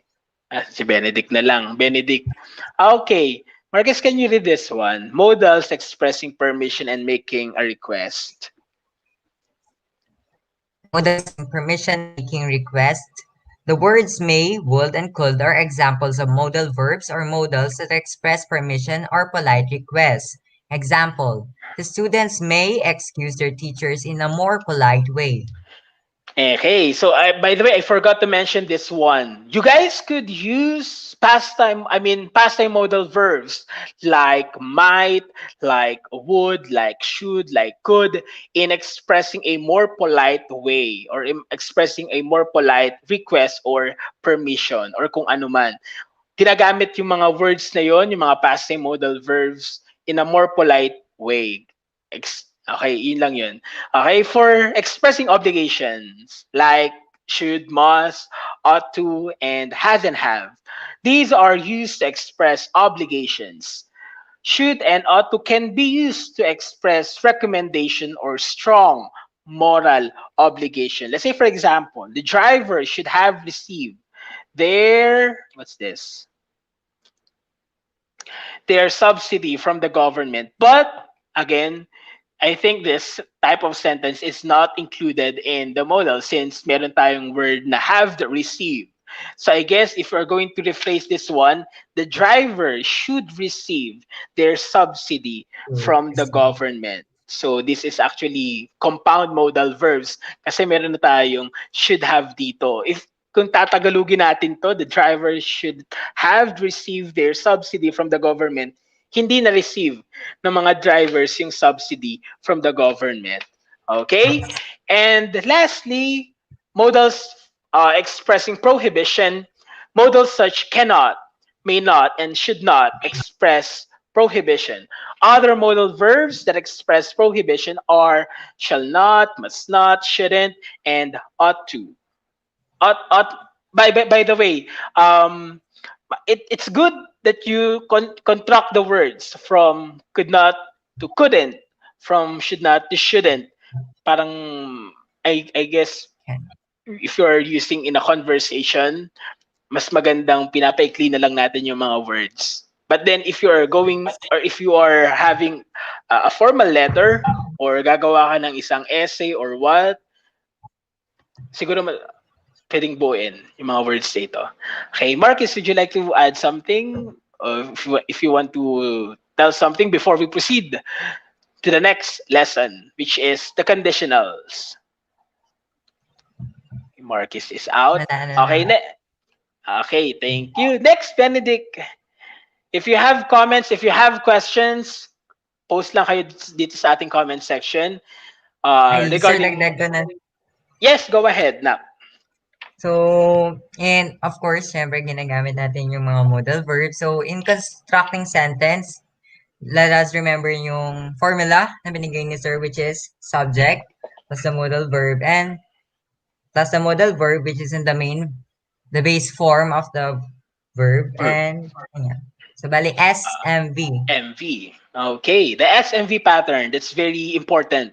Do not forget the subject, the modal, and the verb for you to be able to have a correct sentence structure using modal auxiliary verb. Okay, but then again, before we proceed on this lesson, conditional tenses, let's not forget the use and the functions of modal verb, of each modal verb. Meron silang kanya-kanyang characteristics on how are we going to use them, okay, in a certain situation. Pag ability, it's more on skills. Pag ability in the past, pwede tayong gumamit ng could. Okay, if you want to tell something from the past, ability in the past. Say for example, when I was a kid, I could swim. Okay? And yun. Next, if you do not have questions about modal verbs, let's now proceed to the conditional tenses. Okay, so conditional, sir. Okay. So ito kay Sir Marvin. Okay, thank you, Sir Marvin. We avoid contractions when writing formally, while when we talk casually, contractions can be used. Okay po. So ayun, from Sir Marvin, avoid natin yung pag-contract ng mga words or yung pagpapaikli when we are writing. Formally, sabi ko nga kanina, pag siguro gumagawa kayo ng essay and letters, kung ano man, pwedeng yung buuin yung words from shouldn't to should not. But, sabi nga ni Sir Marvin din, when we talk casually, constructions can be used. So, yun. Pag nakikipag-usap tayo, if we're having a conversation, pwede tayong gumamit or paikliin natin yung mga words from should not to shouldn't, from must not to mustn't, cannot to can't, and lahat ng mga words. And another thing, sama ko na din, pag negative yung sentence, you just add not dun sa gitna. Okay? Must not, cannot, should not, and iyon. Okay? Parang late po yung comment namin. Okay. Next, let's proceed to the next lesson, which is the conditional tenses. Okay, so wait lang. Benedict, okay na tayo dito? Okay, next slide, Benedict. Okay, so we have 4 example sentences here. Allow me to read. If you study grammar, it gets easier. If you practice every day, you will improve. If I lived in an English country, I would be fluent. And lastly, if I had known how useful English was for my career, I would have paid more attention to it at school. So what have you noticed about these sentences that we have? Andiyan pa ba si Marquis? Nare-recall pa ba ni Marquis? Siyempre, magre-review din si Marquis eh. So yung first natin, if you study grammar, if you study grammar, it gets easier. What conditional sentence is this, anak? Try. Siyempre, sunod-sunod yan, anak. Marcus, are you still there? Nag-off. Okay, yung first sentence natin dito, if you study grammar, it gets easier, is an example of zero conditional. Pag sinabi natin zero conditional, we just use it to talk about scientific facts and general truths. Okay? Uulitin ko po. Pag gumamit tayo ng zero conditional, pinag-uusapan dito, scientific facts and general truth. Just like this one. If you study grammar, it gets easier. Okay? Number 2, if you practice every day, you will improve. Okay? So, dito naman, we are talking about future. Okay? Wait lang, may nag-add. Private. Sorry, sir, nawala. Okay. Okay. So, if you practice every day, you will improve. Later, proceed na pala tayo, sige, sa zero conditional para dire-diretso na tayo. Okay, para ma-explain din natin yung kada sentence na to. Okay, from the previous lesson about grammar, you get to identify the different kinds of modal verbs and its function. You were able to determine the relative meaning through sorting sentences into greater and lesser degrees of obligation and certainty. Now, in order for you to deepen the understanding about English grammar, here is another lesson, the conditionals, that would supplement great learning for you. Next. So magagamit, again guys, magagamit ulit natin or magagamit din natin yung modal verbs na diniscuss natin kanina dito sa conditional tenses na ito. So yun yung plano talaga ang galing ni DepEd, di ba? I mean, connected lahat ng topics from first, susunod, and then dito sa ating conditional tenses. Okay, real conditionals in the present or in the future. Mag-base na ako dito. Okay, a conditional sentence expresses the idea that the action in the main clause or the result clause can only happen when a certain condition is fulfilled. Okay, so here, for you to be able to get the result, you must have first the if clause or the condition. Parang if just like in a certain situation in life, di ba, if we are asking for a favor, dapat may condition muna.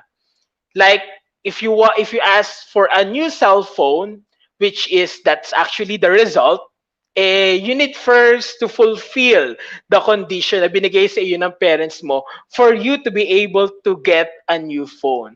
So parang dito sa conditional sentence, bago natin makuha yung result o yung result clause or yung main clause natin dito, kailangan munang ma-fulfill yung ating condition or yung ating if clause na tinatawag. Okay, so dito sa conditional tenses, it is divided into two parts, the main clause and the if clause. So later, we're going to talk about it. Yan. Next. Okay, a conditional sentence describes a condition that is necessary for a particular outcome to occur.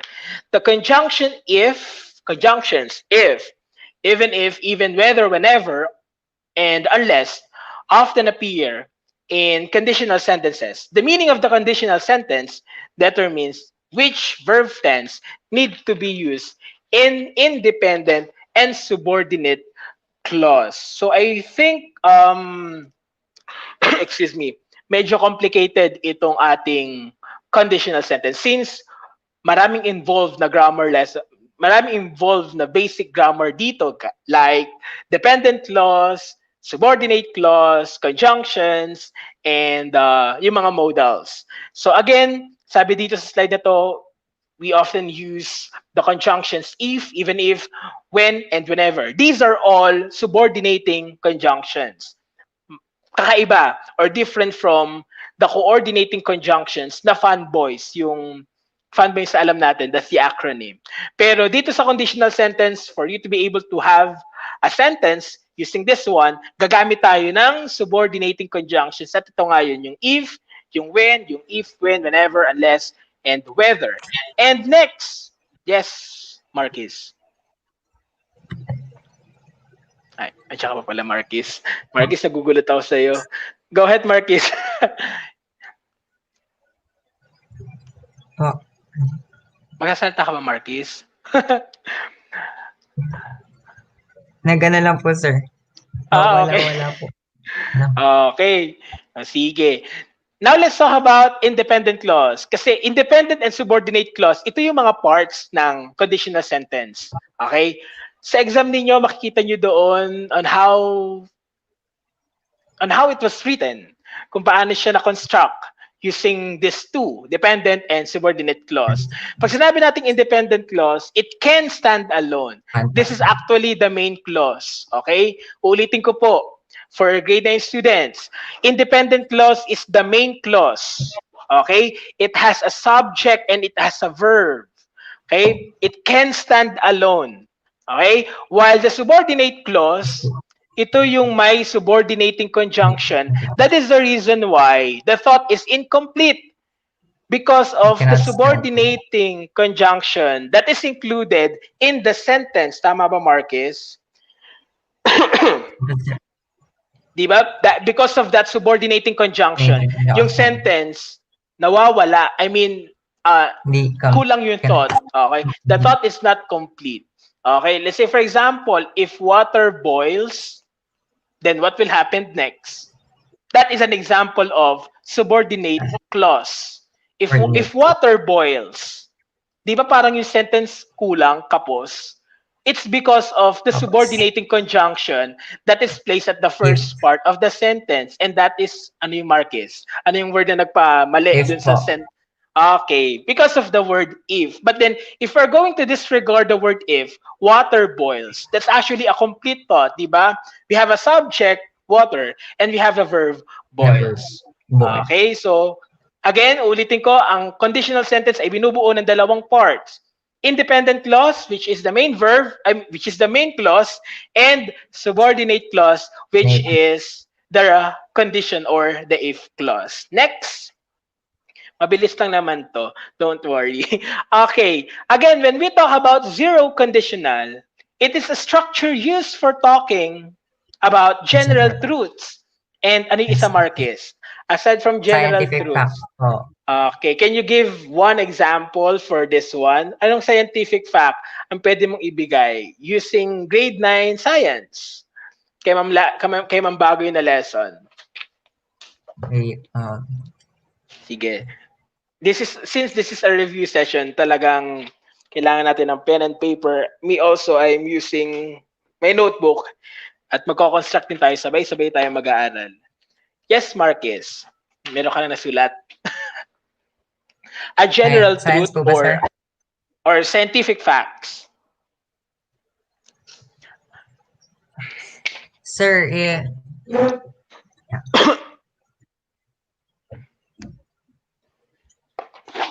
Again, in zero conditional, in conditional tenses, we always start our sentence with the word if or when. That's the commonly used subordinate clause in this topic.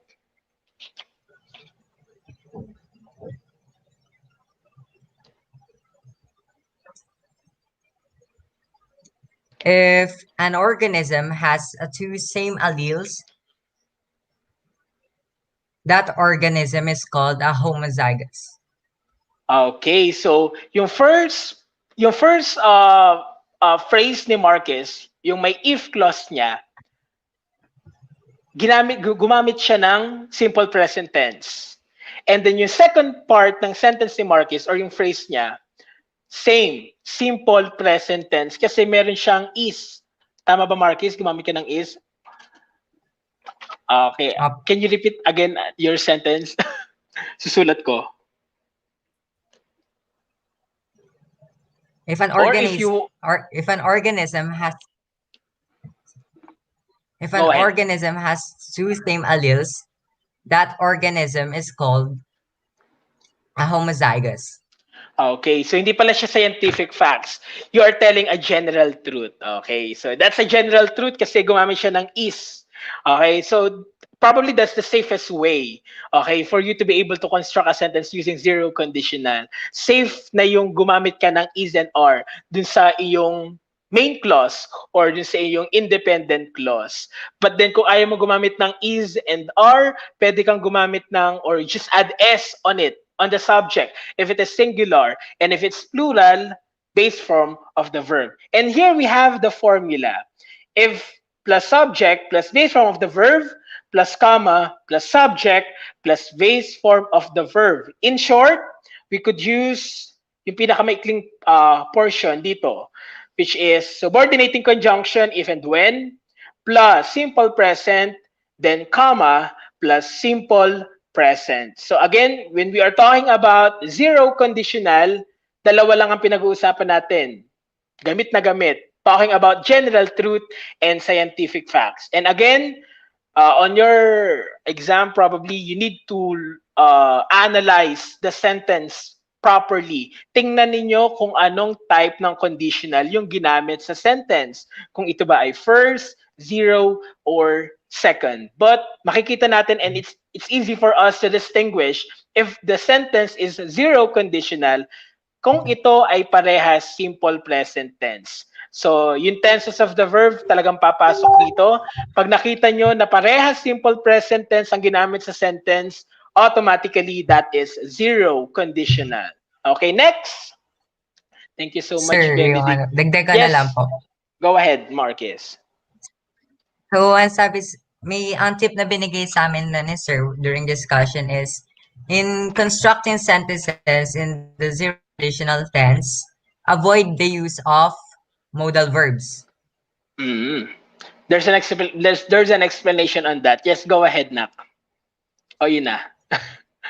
So, the explanation is, since malalaman natin kung bakit. So, in the first conditional, the use of modal verbs are frequent.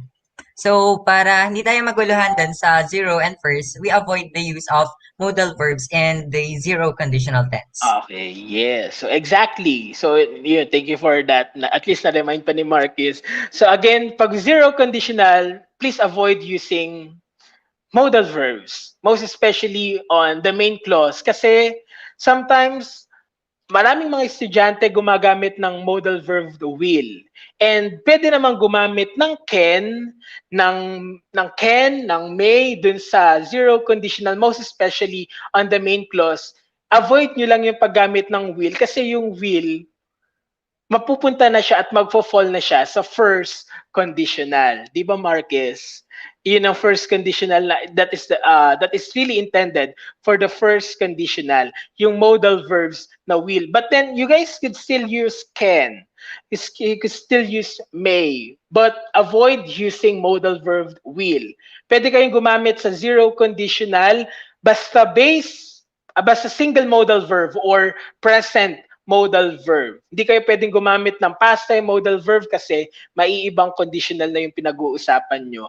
Like sa second conditional, gumagamit tayo ng could, would, and yung mga past time modal verb naman. So, yun lamang ay sabi ni Marcus, para lang hindi talaga kayo malito. So, let's just avoid those things.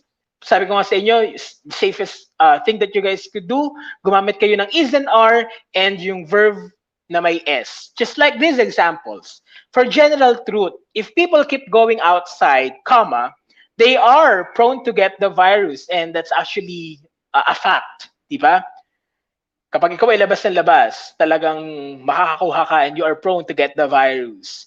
Habitual fact naman, or habitual action, whenever I receive relief, it feels happy and satisfied. So, do not forget the comma in between dependent and in between main clause and if clause. Kapag nauna yung if clause, may comma sa gitna. Kapag ang if clause ay nasa huli or nauna yung main clause, you don't need to add a comma. Let's say for example, it feels happy and satisfied whenever I receive relief.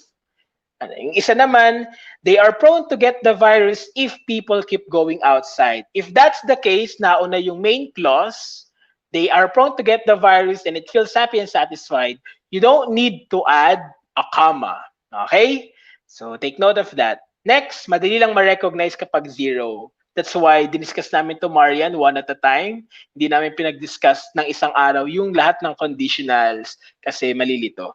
Okay, look at this example. If traffic is the main problem, I get up early to avoid being late. So here is the if clause, then followed by the main clause. So para ma-separate sila, we are using comma in between. Okay?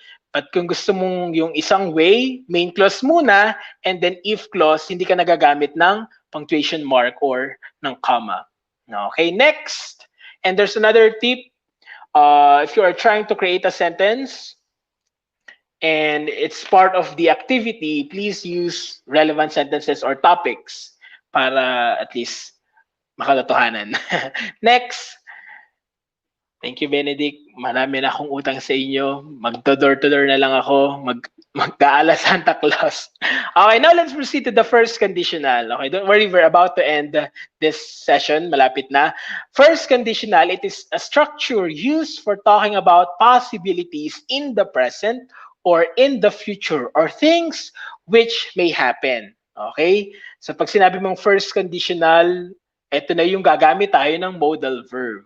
Okay? So we have and follow this formula. If plus subject plus base form of the verb plus subject plus modal verb will plus base form of the verb. In short, we could use if and when plus simple present, comma, plus simple future. If you have noticed, in zero conditional, the tense of the verb that is being used are both simple present.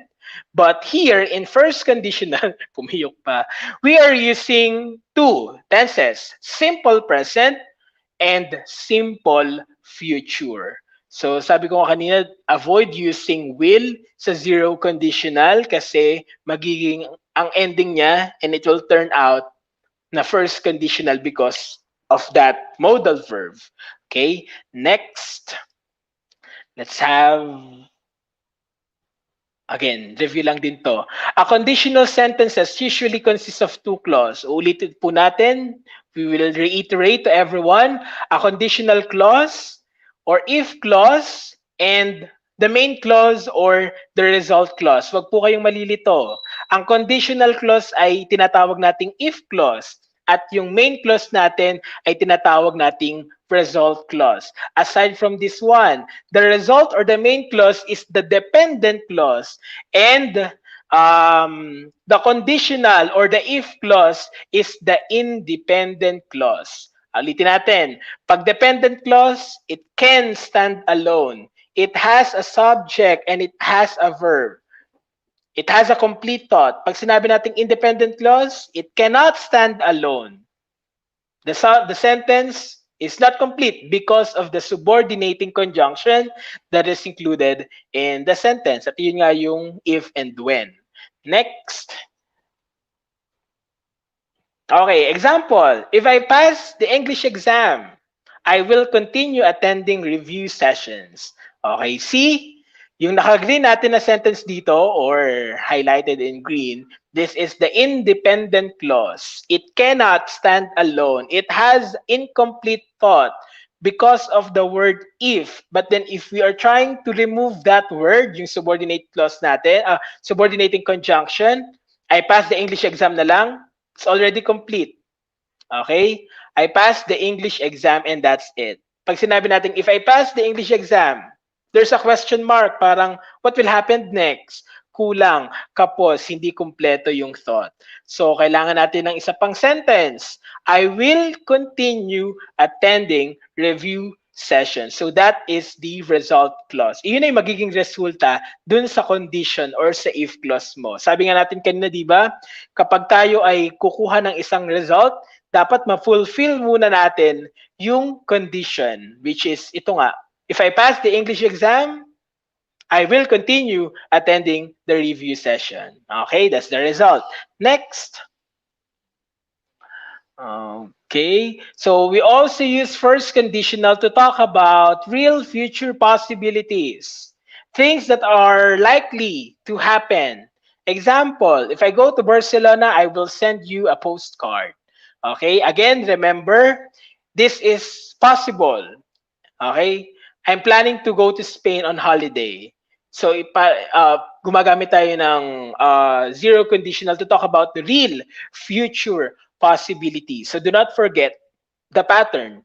One simple present and one simple future. Next. Where are we now? Next slide, Benedict. Okay, ulitin ko na before we proceed to the second conditional. Yung first conditional natin, we are talking about general truth and scientific facts. Yung first conditional natin, we are talking about possibilities, real possibilities in the future. Zero conditional, we are using one tense of the verb, and that is simple present in both. Pag naman first conditional, gumagamit tayo ng dalawa. Isang simple present at isang simple future. Yes, Marcus, would you like to say Because- something? For question ko lang, di ba, ang pwede rin po gamitin na first conditional sentences sa stating superstitions. Alright. Superstitious belief. Ito yun sa Apa. second. Ito sa second conditional. Diba during our discussion sa ating synchronous class, magkasunod yung first and second. Naman ulit. That's the reason why Nalito na ako. That's the reason why hindi ko pinagsunod-sunod ng discussion lahat ng conditional tenses sa isang synchronous class kasi alam kong ayan na nga, malilito tayo. Baka magamit natin yung first dun sa second and yung second mag-first natin. Okay, ito pa lang yun, Marquis. Yung second conditional natin, yung mga superstitious belief. Okay, yung mga pamahiin, mga yun. Okay? Are you still there, Marquis? O naka-off ka? Okay. Second conditional. It is used to speculate about the future results or possibly a possible yet unlikely present condition. The verb in the subordinate clause is in simple past tense, and the main verb in the independent clause is preceded by the modal verb would, could, and might. So again, maiiba na po yung ating tense of the verb na gagamitin dito sa second conditional. So yung sa if clause natin, a while ago we are using simple present tense. Now, here in second conditional, yung simple present natin magiging simple past tense. And then yung ating main clause, kanina gumamit tayo ng will, di ba? Now gagamit tayo ng modal verbs would, could, and might. These are all past time modal verbs. Okay? So, do not forget that thing. Uulitin ko. Yung ating main clause sa second conditional ay simple, ayan. Ayan. Ayan. Nawala tuloy ako. Okay. The verb in the subordinate clause is simple past tense. And yung independent clause natin ay mga past time modal verb. O para mas maintindihan, let's have an example. Let's proceed to the next slide, Benedict. Okay, here. Okay. So the formula is if and when plus simple past plus would plus base form of the verb. So kung idadissect natin yung maikling version ng formula, ito yun. If plus subject plus simple past, comma, plus subject plus past time modal verb plus base form of the verb. So again, yung if clause natin ay simple past tense, kanina simple present, di ba? But then dito sa second conditional, we are using simple past tense. And yung ating main clause or yung ating dependent clause, gumagamit na tayo ngayon ng past time modal verb would, could, should, and might. Okay? Let's have another example. Next slide. Okay, if I won $1 million, I would buy a vaccine for my fellow countrymen. Okay? So again, something na hindi naman, parang it's impossible to happen. If I won $1 million, I would buy a vaccine for my fellow countrymen since wala pa namang bakuna. And sabi nga sa seminar na na-attendan ko yesterday ba yun or last day, parang 90% pa lang yung vaccine and ayun. During our seminar lang na-attendan ko last Thursday yata. Okay. So Marquis, are you still there? Clarify ko lang yung superstitious belief. First ba or second? I guess tama ka. It's first conditional. Nalito din ako ng bigla. Tama, Marquis? Andyan ba siya? Wait, I'll check. Yes, tama, Marquis. Ito nga. Balik lang tayo sa first conditional. Saan na yung second?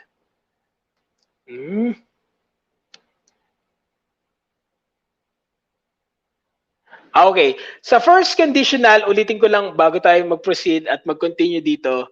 Pwede pala tayong gumamit. Yes, Marcus. I knew it. Sorry for this na-interrupt. Yung first conditional natin, additional, aside from real possible possibilities in the future, pwede rin tayong gumamit ng superstitious belief.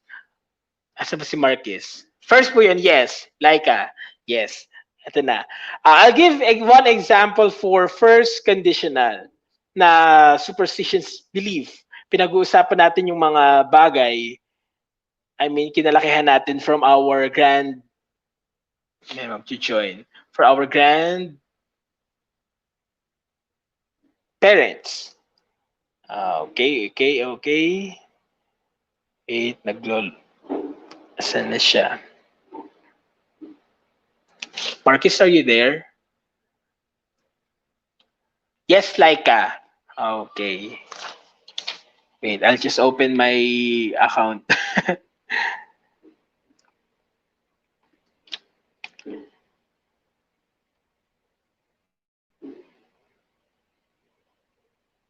Oops. First conditional.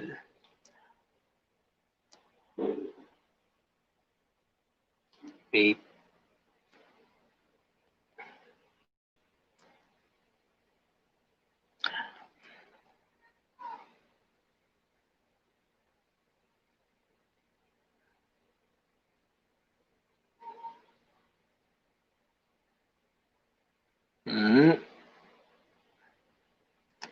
Say slide.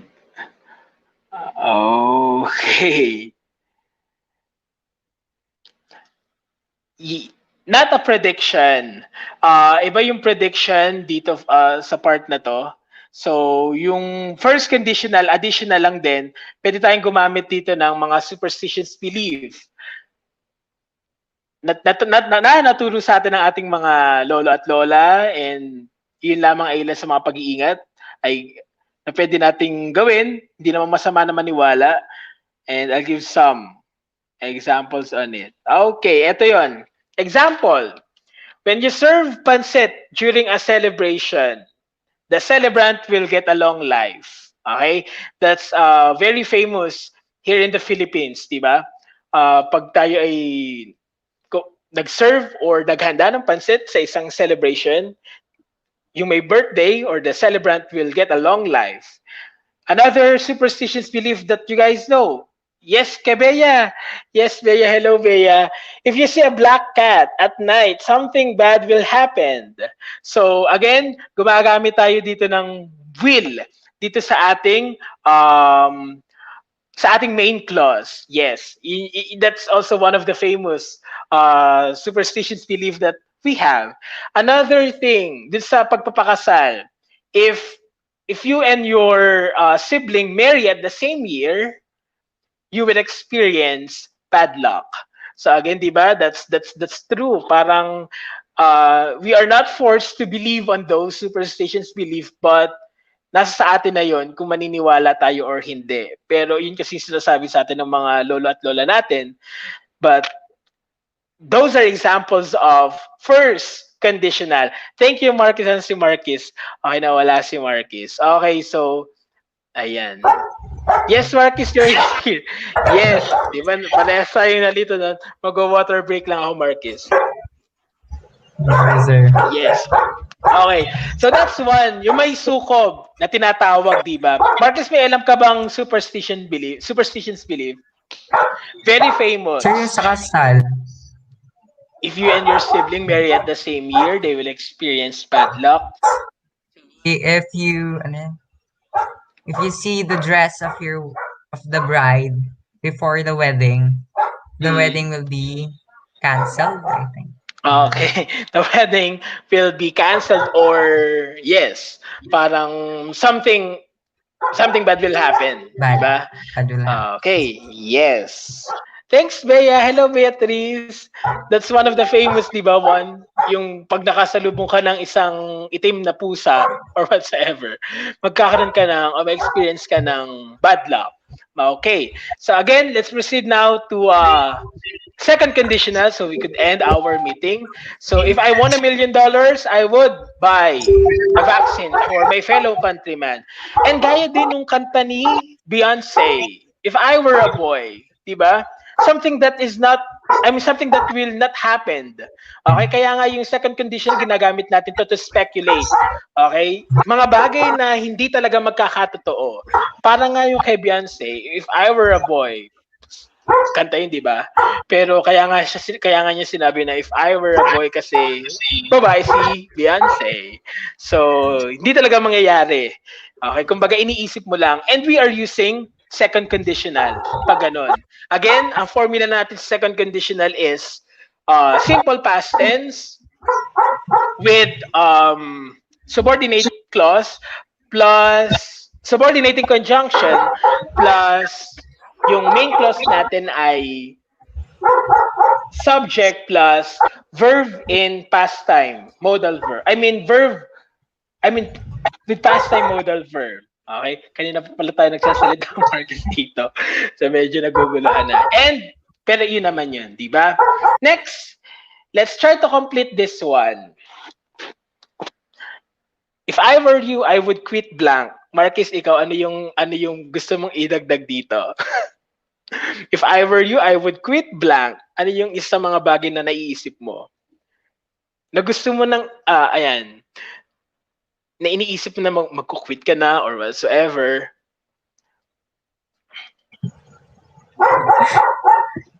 If I were you, I will quit procrastinating. Okay. So that's the word for the day.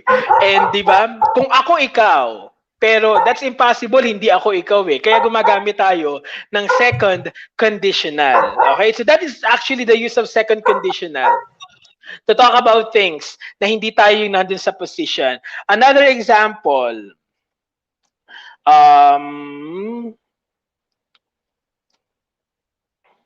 wala.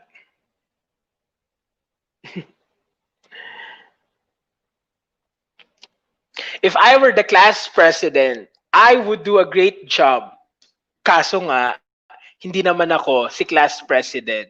If I were you, di ba, parang if you're trying to have a conversation with your friend, if I were you, I would do a great job. Another thing, if I knew the answer to Mr. Arceo's question, I would tell you. Again, looking at the structure, yung first natin, yung if clause natin, gumagamit tayo ng simple present with subordinating conjunction, and then yung main clause natin, gumagamit tayo ng past time modal verb. Next slide. If I were you, I would quit being lazy. Sabi ni De Guzman Gabriel. Okay, and lastly, yung third conditional natin. Third conditional, Marquis, nandiyan ka ba? Oh, nag-frozen si Marquis. Third conditional refers to the past, and it's not based on fact. You are used to express something you would have done in a certain condition if, rather, the certain conditions were met. Okay? We also use have and past participle to talk about things that we regret. So, again, yung third conditional, ginagamit to talk about things na hindi naman nangyari, literally. I mean, supposedly, hindi ko dapat ginawa. Okay? Things that you should not, things that you shouldn't, hindi mo ginawa or yes, you regret. Okay. So, yun na lang. Yung regret. Next, let's have the example kung meron tayo sa third conditional. Are you familiar with Miss Universe? Yung nagkaroon ng konting issue about Casey and Miss Bohol. So, panoorin nyo na lang yung link na yon. Merong ginamit na third conditional or past time modal verb or regrets on that part. I shouldn't have done that. So parang sabi ni, if we're trying to look at it, dapat hindi ko ba ginawa or dapat hindi ko ba sinabi? Kaso, there's a regret on that part na gawa na niya. Okay, just like this one. If you had studied harder, you might not have failed the test. Si Marquis, enter ko lang. Okay, again, if you had studied harder, you might not have failed the test. Marcus, hindi ka madagdag sa stream. Okay. So, sa exam nyo naman, this third conditional is not included. Hindi masyadong ginamit. So, yun lang. Ulitin ko, we are using third conditional to talk about things that we regret. Okay? If you have studied harder, you might not have failed that test. That's actually also included sa past time modal verb, yung diniscuss natin. Okay, Marcus? Ayan, live. Okay. So Marcus, di ba we do not add and discuss this one, yung third conditional, because we're done and we just focus on the past time modal verb, yung could have, would have, and should have. But that's not included anymore. Okay, next. We're done. We're about to end this one. Yes, next. Benedict. Types of communicator. This will be the last. Okay. Every person has a unique communication style. Marcus, can you help me read this one? Every person has a unique communication style, a way in which people interact and exchange information with others. There are 5 basic communication styles: intimate, casual, conversational, consultative, and frozen.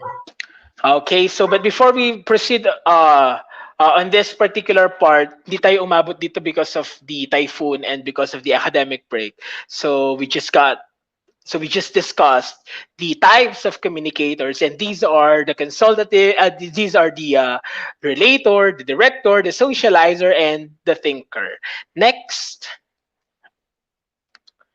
But then let's also give them kasi hindi naman nakasama, hindi na nga tayo umabot sa discussion ng part na yun. So let's just focus on the types of communicator, and these are also included on your exam. The director, the socializer, the thinker, and the relator. Marcus, ano masabi mo sa director? Ikaw, if you will be asked to choose from among these types of communicator, ano yung ginagamit mo madalas? Or ano ikaw? Ikaw ba ay madalas na director or sometimes a socializer? Si Stephen, ba't wala kaming ganito, sir? Stephen kasi, yung Norma, hindi siya na part doon. Hindi ko na-discuss to sa inyo yung types of communicator. Ang sayo pa naman i-discuss dito. Types of communicator, we have the director, the socializer, the thinker, and the relator. When we talk about director, these people-oriented to, marami silang alam. Sometimes they procrastinate because gusto nila perfect ang lahat. Gusto nila things are well planned. So talagang minsan padalos-dalos yung mga directors nagpa-procrastinate. And because of that, alam na kasi nila yung lahat. They are great leaders. They are nawawala si Marcus, ayan, na ulit. Okay. So, ayun, pag sinabi nating director, talagang they know everything. Okay? So, mahirap makipag-usap sa kanila because you need to have a concrete and exact answer. Sometimes, kailangan to sa buhay natin, yung pagiging isang director. And I think, Marcus, ginagamit mo to sometimes kapag may mga group sessions or group activities. You need to become a leader kasi pag walang nag-lead sa grupo, probably walang magagawa at walang mabubuo. How about socializer, Marcus? What can you say about socializer? So, socializer sila yung madalas ay unlike the director na kailangan exact. Sila, they like to talk. So, ano sila? Makuda so, sila. Ang ginagamit ng mga style is casual or intimate since they like talagang kikilanin at magsasalita sila. Okay. So best, sabi ko nga diba during the discussion, the best example for a socializer is si Miss Manila in the the recently concluded Miss Universe Philippines. Kasi si Miss Manila talagang very casual lang yung kanyang usapan, yung kanyang the way she interact with the audience, with the judges during the Q&A and the interview session, di ba parang the words are not appropriate in that kind of certain situation na supposedly formal style yung ginagamit mo dahil isang competition yun, pero siya sabi niya chill lang siya, she spread good vibes, and she's actually the best cheerleader, and that's actually the characteristics of socializer. Sila yung mga cheerleaders, sila yung mga kailangan natin sa buhay. Okay, next we have thinker. How about thinker? Yes, Marcus. So- Ikaw, thinker naman. Ano sa tingin mo? Ikaw to So, eh. thinkers, so, and from the term na think, so, before communicating, iniisip na agad nila yung gusto nilang sabihin. They think Okay. before they speak. Gusto nila, pag magsasalita na sila, they know what they are going to say. Okay. Exactly. Okay, so thinkers are really fun to be with kasi alam nila yung sagot. Pag-iisipan muna nila before they give you the answer. In a classroom setup, pag kumausap ka ng isang thinker, oy, pwede bang sagutan mo to sa math activity? Bago nila ibigay sa yung sagot, di ba? Sometimes pag-iisipan nilang mabuti. And not just in math, but also in English, di ba? They want to make sure that everything is perfect also, just like the director. But then, if I'm going to choose between the two, pipiliin ko parehas. Directors and a thinker because, syempre, they know everything. So sabi ni Bea dito, I often dominate the conversation and group discussion. Okay? Pag mga conversational style. Okay? So karamihan din daw sa mga directors ay strict, sabi dito sa ating comment section, because they always aim for perfection. And that's good about it. That's good about them. Okay, in this 21st century world, kailangan nyo ng ganyan, mga tao, because everyone is competitive. And lastly, we have the relator. Thank God, we're done with the review session. How about the relator? Sometimes, the perfect communicative style that is included in this type of communicator is, pwede natin gamitin yung intimate style because you need to have a heart-to-heart talk, di ba? Sometimes, kailangan mo lang ng makaka-relate sa'yo, relators, okay? During our discussion, mga classmates nyo, your classmates gave so many examples on this particular type. Sabi nila, kapag nagkakaroon sila ng heartbreaks, di ba?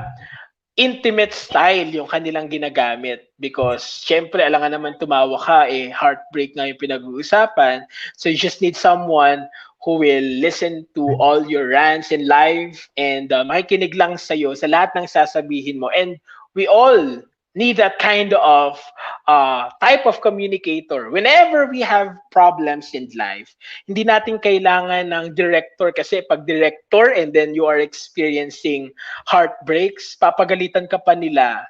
Diba? Sometimes, sabihin nila, dapat kasi hindi mo na ginawa eh. Diba? Sometimes ganun sila. Pero pagka thinker and relator yung kausap mo, makikinig lang sila, they will just listen to you. Wala silang sasabihin, they will just give you advice. Kaya masarap makipag-usap sa thinker and sa relator if you are experiencing that kind of situation in life. Okay? And now, let's have the last slide. Thank you so much, guys, Benedict and Marcus. Marcus, if I would ask you, based on the discussion about the types of communicator, what type of communicator are you? Especially also on dito sa ating live stream viewers. Can you just comment there? What type of communicator are you based on that discussion? Anong type ng communicator kayo? Can you just comment there? Kayo ba ay director, socializer, thinker, or relator? Ganito kay Team Laika. Yes, Marcus, go ahead. For me, sir, I'm a thinker because I like to know what I am going to say first before I say it Before out you speak. loud. That is why sometimes I have difficulty in doing things like this, such as interviews, because it's hard for me to think of things to say on the spot. Because I want to Yes. think of it think of what the things I am going to say before I say it. But of course, nag-iiba-iba rin yan. It depends It on the depends. situation or the person Yes. I'm speaking to. For example nga, sabi Okay. na kung magkakaroon ng group meetings, you're the director. Pero pag madalas, friends and family, nagiging relator Mm-hmm. ka or isa. Okay. So we could change the type of communicator depending on the situation and the person na kaharap natin. Sometimes pag tayo na circle of friends, nagiging socializer tayo. Pag ang kaharap natin ay mga teachers, nagiging director and thinker tayo. Pag kaharap natin yung family members natin, nagiging ano tayo, kung masaya yung pamilya, sometimes socializer, pero mostly pag ganun, intimate sometimes sa iba, gumagamit sila ng ano ba, thinker or relator. Okay, but based on the four types of communicator, pinakamasaya dito is the socializer. And last time when we discussed this topic, na-incorporate na din natin dito yung communicative styles. That the intimate, the casual, the consultative, and the frozen. But unfortunately, we were not be able to discuss it more because of the academic break na nangyari sa atin and because of the typhoon. Okay, so thank you very much. Thank you very much, Marcus and Benedict. Thanks for joining me in this live stream. In this live stream, wala na tayong di natin discuss yan, and we're about to end this one. uh, Sabi ni Sir Marvin dito, I will be it depends on the situation and the people I talk to. Po, Sir Marvin, same din with Marcus, depende sa tao, depende sa situation. And this live stream interview session is basically came from the idea of Team Laika. So if you are following Laika or Team Laika on YouTube, so sa kanya po galing yung ganitong style ng live stream na gumagamit kami ng language, I mean two language, English and Filipino bilingual, just to discuss some things, matters.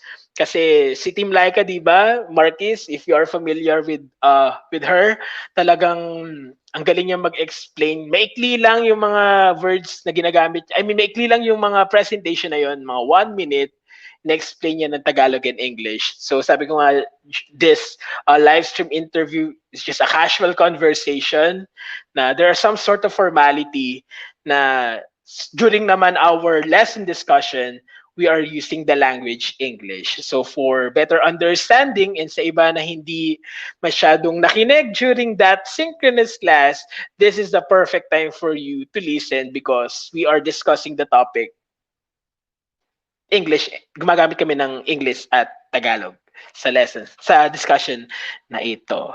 So again, I'd like to thank you guys. Thank you, Marcus, Benedict, and the rest of the student leaders have joined me a while ago dito sa ating review session and sa ating mga live stream viewers na nandito pa rin until this time. Thank you, Benedict, for doing the presentation. Grabe, ready na kayo for senior high school at sa inyong grade 10. Talagang, ayan, okay. Nagkaroon na tayo ng 3 screen. Thank you very much. Kakatok na lang ako sa inyong 3 sa mga bahay-bahay ninyo just to give you your token and magiging Santa Claus ako that time. Thank you so much for your effort and sa lahat po ng nanood, good luck on your exam. Don't worry, your LMS is provided with so many materials. Nandoon na yung page number ng libro, nandoon na yung mga video recorded, lesson discussion from YouTube, and yung mga modules and the likes. Like yung mga PowerPoints and all.